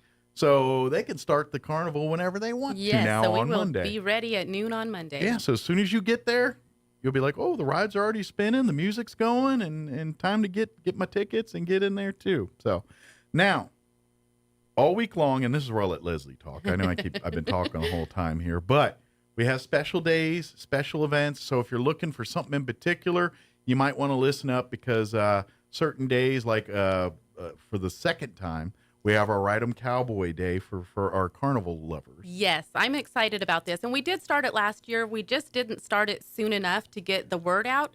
So this is a huge deal for families and groups because on Tuesday, if you want to come out and ride the rides, it is a $25 admission for all ages 2 and up. From 2 on up, yeah. Yes. Keep in mind, this is whether you are riding or not. Everybody that's coming to the fair on Tuesday pays $25. $25. However, that includes your admission and a ride band. Mm-hmm. So as a mom, if I don't want to ride that day, I'm still going to go on that day because I don't have to pay admission for myself. I don't have to pay admission for my kids. I pay the $25 and it's cheaper to take my kids. And normally you're going to pay, if you're just an adult with not senior or veteran or child or anything, I think it's $10. It's $12 $12, I'm sorry, $12. And then you can get the unlimited ride armband for $35. Right. And so that's right there. You're spending almost $50 right there. Exactly. So on Tuesday, you pay $25. You're in the gate. You get a ride armband for every person there. And then you can ride the rides till your legs fall. Exactly. Now, if you're just wanting to come out to do some shopping, to see the commercial building, go see the arts and crafts, Tuesday's not going to be the best plan for you. We have a lot of other days. We're a 6-day event. So come out, enjoy it on any other day. You know what might be a good compromise day is Thursday. Because Thursday's dollar ride night. Yes. And so you could get, I think off the top of my head, I'm doing the sheet. So you can ride any ride. You can still get your unlimited ride armband, but if you're like, I just want to ride 4 or 5 rides, you could pay $1 to ride any ride. So if you want to do the shopping and all of that, but you're not into the rides, but the kids are, now you can say, all right, here's $10, go ride 10 rides. Right. And I'm going to go check out what's in the commercial building over there. And so that might be a good night if you're like, I wanted to ride, but we're not going all night to ride rides. Right. We're doing the fair. Yes, but if you want to ride the rides, Tuesday, Ride 'em Cowboy Special, that is the night for you. So just keep that in mind. Spread the word so nobody's upset at the gate. Absolutely. And we're going to talk more about the entertainment later in the week. Yes. You don't have to wait till then. If you go to the Eastern New Mexico State Fair's website, enmsf.com, or just Google Eastern New Mexico State Fair, it pops right up. Or like on Facebook. Yes. That's a great thing to and I'll tell you why in a minute. But if you want to see the entertainment, there's going to be almost every night entertainment out in various different concerts, different entertainment shows and things all week long. All of those concerts and all that stuff is included in your fair admission. You do not pay extra. We got some up and coming and some big name country artists that are going to be playing throughout the course of the week here. It does not cost extra to go to those concerts. Right. You pay your $12 or your senior rated or children rate to get into the fair. And that concert is there for you free of charge. Same with the rodeo. Same thing. Mm-hmm. Yeah. You pay to get into the fair. So if you go to see the concert, hang out afterwards, ride some more rides or eat some more food, or for the rodeo, get there early, go to the rodeo up, and then mosey on over to the fairground park and ride rides or go, do whatever you're into. Eat more food. If you're going to the rodeo, the rodeo entry is really only for participants. So if you're riding, then that's the gate you want to use. Or for somebody who has their special needs placard. Okay. That's the one. Otherwise, you're going to come through main gate. Okay. And that's so how you'll get into the rodeo. To hit the fair after the rodeo, probably park in the main fair rodeo or fair gate parking. If you're just there for the rodeo, park in the rodeo and then you can go or park on that. Come to main gate either way. Yes. Okay. The rodeo side is just for the ones who are riding in the rodeo. Okay, for participants in the rodeo. Mm-hmm. So, and I don't think there's any games going on Joe Bauman that day. I don't think so. Baseball or stuff. So I think we'll be good there. Good. But because they all use that same area right there. It's all right there. But it's going to be a fun week of fair stuff. The other, really, like I said, go to the enmsf.com. You can see everything. The fair book is there too, and it's new this year. You don't have to download the entire fair book to get it. You can go by section. So if you just care about the livestock stuff, you can go there. Or if you just care about the flower entries, you can go there. Or if you just want the schedule events, you can go there. Also, you can see all the entertainment that's on tap here. If you have questions on the pricing, again, and certain days like Senior Day will be happening again on Wednesday. free admission during that day for seniors 50 and up. There will be special events and things for seniors. Yes. Different music and educational and fun Games, opportunities. all sorts of stuff. And certain vendors. in the Larry Hobson building. Yes. Some people still call it the new building, or is it now officially the Larry Hobson? Officially, it's Hobson's Hall. Hobson's Hall, yes. People are still calling it the new building. Well, it takes us we a just while. lost Mr. Hobson, We so did. let's work to just call it Hobson Hall. Yes, Let's go. I would agree with he's, that. He's a man that has touched a lot of lives, not only in Southeast New Mexico, but the entire state. Huge loss. Huge loss. And we are very thankful for him and his family's commitment to this fair. And Yes. the reason why your fair is amazing as it is, a big part of that is Larry Hobson and his family. Still struggling to fill those shoes, and we'll never quite get it done, but he left a huge legacy. Absolutely. So a lot of the events and things will probably be in that Hobson Hall there for seniors that day. Yes. Again, walk around, ask. There'll be people that can guide you wherever you want. And then, of course, if you want to ride the rides and do all that, knock yourself out. Or if you just want to load up on funnel cake or whatever, then you're good to go too. I do a little bit of that, yes. Yeah. And I'm telling everybody, the rule applies. If you eat fair food at the fairgrounds, the calories don't count. They don't count. If you take the fair food home with you, the calories are double. So if you try to take the funnel cake home, it's going to be double calories. I don't understand the magic, but I feel like you're right. You're right. But if you eat it on the fair, at the fairgrounds, then it doesn't count. So load up and eat up there. Absolutely. And that way, it's just science. Sorry. You're right. What's some of the other things we definitely want to put on people's radar for the week that maybe we haven't touched on yet? One thing I like to mention, just being in the office, being a mom, all of those things, is safety is a huge concern. We will have a search and rescue in the commercial building doing a tag your little ones type program. So make sure you go in and do that. One piece of advice, take a picture of your kiddo before you go in. You wouldn't. It's the difference between quickly finding and a long time dragged out thing for many cases. Exactly. And it's amazing how quickly you can't remember what they were wearing that day. So this way we have an accurate picture, what they're wearing, description, I'm not gonna lie. all the things. Half the time people are like, what are you wearing? I gotta You gotta look down, right? Yeah, I'm legit like, I don't remember. Absolutely. So yes, you're absolutely right, Leslie, that you need take that picture of your kids. So if they're wearing their Iron Man shirt or whatever, their lightning bolt shirt or whatever it is, that way you have the picture and you can show it to the law enforcement or the staff there. I'm telling you, it happens every year. Kids get lost every year. It's if there's a fair, there's going to be some kids that get lost. They have a protocol that they do. It's well practiced. It's well versed. Law enforcement knows exactly what to do. The event staff and the volunteers all know what to do. They basically lock down the campus of the fairgrounds. No one's coming in or out until that child is found. Yes.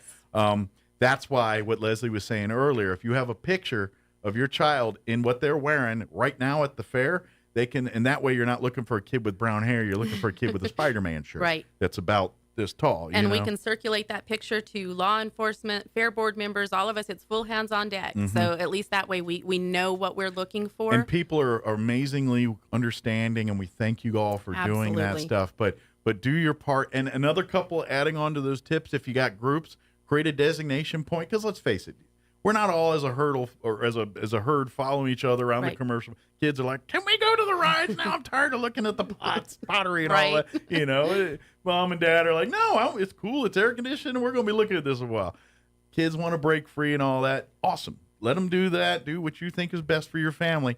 But pick a rally point. If you get lost, if you get turned around, be back here at 8 o'clock, and we're going to meet at the Ferris wheel, or we're going to meet at the entrance to the commercial building, or we're going to meet at the ice cream shop. Whatever you pick as pick that place and tell your kids, if you get lost, we get separated, you get turned around, we all know to head to the ice cream shop or head to the main entrance or whatever you designate as that spot.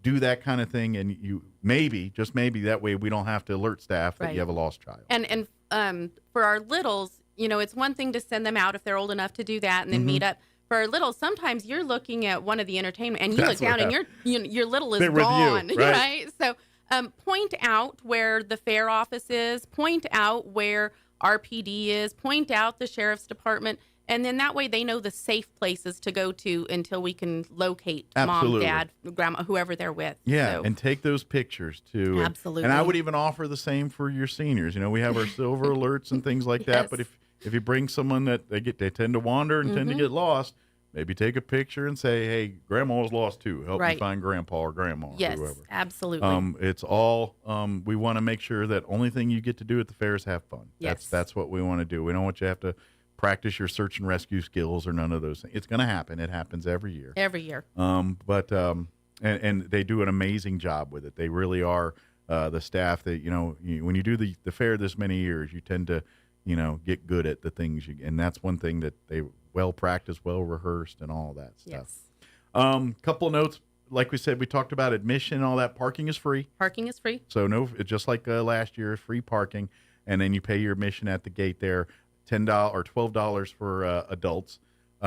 Children, I can't remember the ages off the top of my head. 2 to 12. 2 to 12. $8. $8. And seniors, 50 and up, or $8. Yes, 55. However, 55 and up, or $8. However, on Wednesday, free of charge, and there's going to be extra or special events geared towards seniors. So that day, information / fun stuff for you guys. We'll open the gates at 2 for our seniors on Wednesday, and there will be a trolley that's running. So pick you up at Main Gate, take you around to the Arts and Crafts Building, to Hobson's Hall for those things. So sponsored by at least Pioneer Bank, a few more sponsors that I know I would not hit everybody with, but we I would like to appreciate all recognize those anybody. Yes, yeah. absolutely. All of our sponsors that come in. But the trolley will be running. So good deal. So that way you can get there to and from, and you don't feel like you just ran a marathon. Exactly. Get to go. It's like, I love this, but I'm tired now. Right. Like, do they have a nap ride where you can walk into a nap pod and that's actually not a bad idea for let's adults. think about that. A nap pod ride or something. I like that. Like, you ride your Ferris wheel. I'm going to go to the nap pod ride. Like that. We have increased our paved pathways with the help of Leprino. So Awesome. we have expanded on those. So we are a little more accessible for those who have some mobility issues. Good deal. Much more friendly for our wheelchairs, scooters, Well, strollers for that matter. And I don't want to jinx, but every single year it at least rains one day at the fair. Sometimes more than others, but I don't care if it could be a year of drought. Fair happens, at least one of those days we're going to get rain. True story. So you're welcome. It happens. So it's great to see that, some of those paved areas. So that, I'm sure, some of those areas where there's a little bit more puddles or lower, some of that's, it's the fair. It's livestock and dirt and hay, and, that's what it is. Absolutely. And it gets wet, it turns to mud. Again, science. Yeah.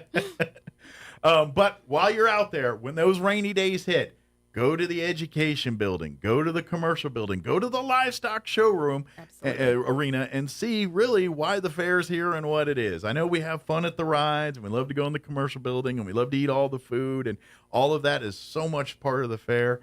But the real reason why we have the fair is those kids and the youth and the hard work. The kids that are going to be your next mayors and city councilors and farm and ranch owners and business leaders and all of that stuff. They're the kids that are going to be showing pigs Right. and cows and chickens and dogs and cats, and they're creating paintings and works of art in the, or getting involved in cooking, baking. Yes. You're seeing all of that stuff. So go to the livestock show ring, check out those shows. Even if you don't know a thing about a pig or a cow It's a good or way a to learn. goat, it's so much fun it's fun. It's cute to watch kids that are 2.5 feet tall handle an 800-pound animal and do it proficiently. Yes. It makes you feel proud. It makes you feel happy. Makes you feel like, dang, what am I doing? That kid's way, you know what I mean? Makes you feel like, I should light a fire into myself to do more. It's all the above, but it's really cool. And then go to that education building, and you could spend hours in there just looking at all the art, all of the entries. You're going to be looking at artwork thinking, wow, that's amazing. And then you look down and a 9-year-old made it. And you're like, I thought for sure that was an adult, Right. And then, of course, also in the education buildings, all of our nonprofits and everything, they have booths. If you want to learn about some of our great other organizations that call this area home and serve our communities in various ways, from your historical societies and your Kiwanians and all of them. Right. All of them have their little booths or little spaces out there for you to learn more about them. And the trains. Don't forget the trains. The model railroaders are all you can. If you just want to, all right. There's that one day it's going to be hotter in Hades, and you're like, I'm tired.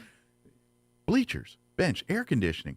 Oh, train. Next thing you know, you're sitting on the bleachers, and you're just enthralled and watching the trains go by and trying to see the different cars or try to get all the details of that huge landscape that they got. So that's in that building.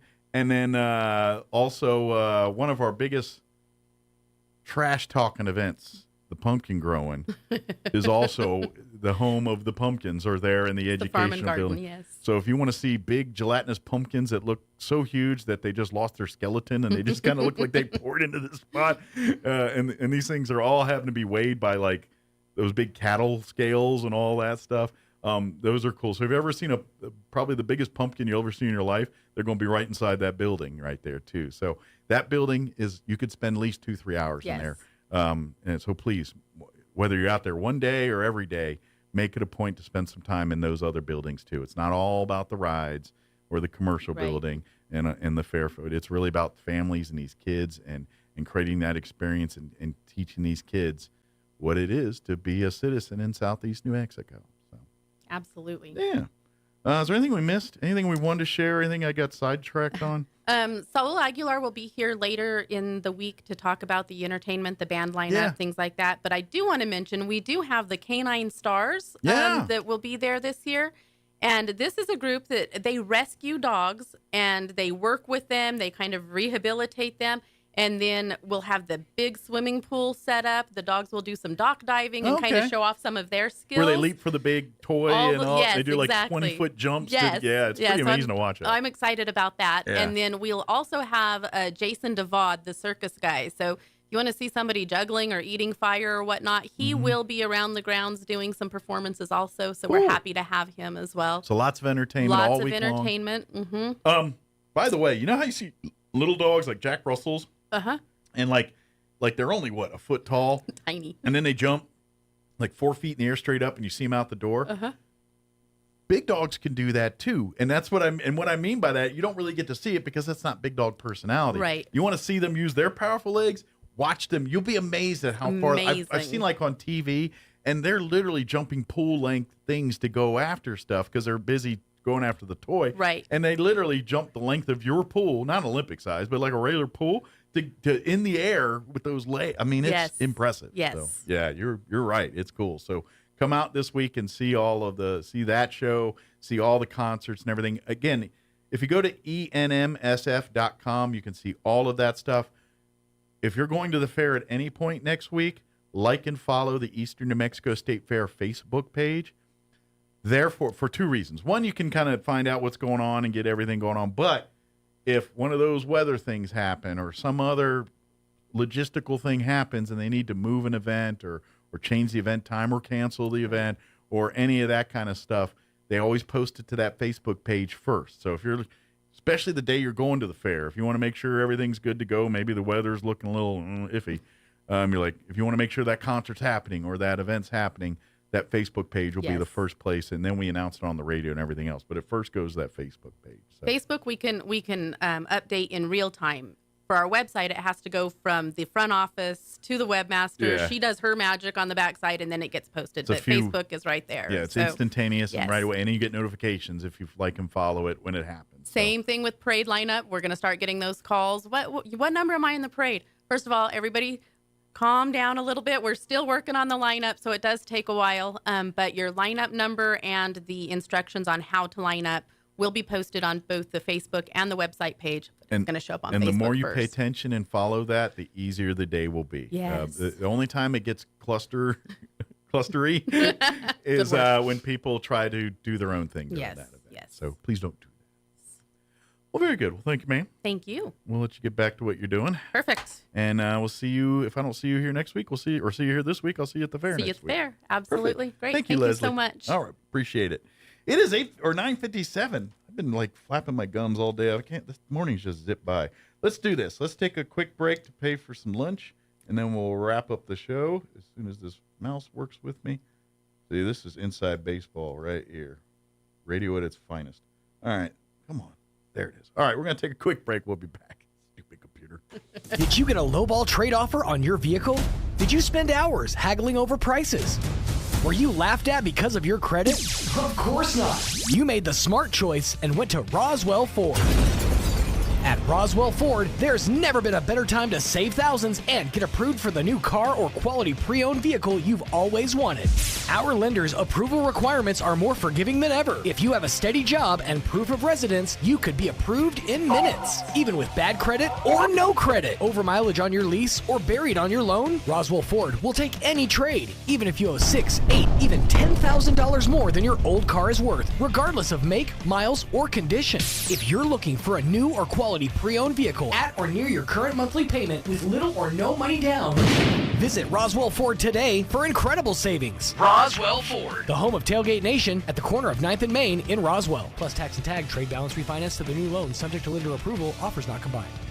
Eastern New Mexico University in Portales is proud to offer potential students the opportunity to attend ENMU tuition-free with the New Mexico Opportunity Scholarship. And now we're proud to announce the newly created Freshman Hound Housing Room Grant, which will allow students the opportunity to receive up to $3,000 per year off their housing costs when living on the ENMU campus. For more information on how ENMU is making higher education more affordable for you and your family members, visit enmu.edu. Eastern New Mexico University. Student success, that's what we're about.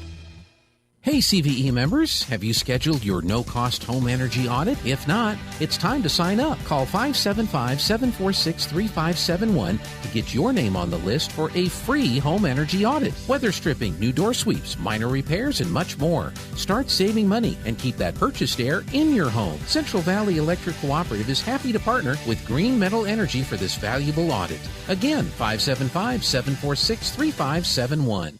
The Eastern New Mexico State Fair 101 It's Going to Be Fun is happening October 2nd through the 7th at the Eastern New Mexico State Fairgrounds in Roswell. This year's fair will be open Monday and Saturday from noon to 11 p.m. and Tuesday through Friday from 4 to 11 p.m. Admission is $12 for adults. Children 3 through 12, $8, and seniors 55 up are $8. Don't forget Wednesday is Senior Day with free admission for those 55 and older. And Ride 'em Cowboy Day is on Tuesday with $25 admission for everyone over 2. That includes a carnival armband, perfect for families and larger groups. Visit enmsf.com for more information. Paid for by Roswell Lodgers Tax. It's tailgate season, brother. Crisp, cold beer, hot, juicy wings. There's no place I'd rather pregame than Rib Crib. Their new limited tailgate menu has everything you need at the prices you want. $3 long necks, mouth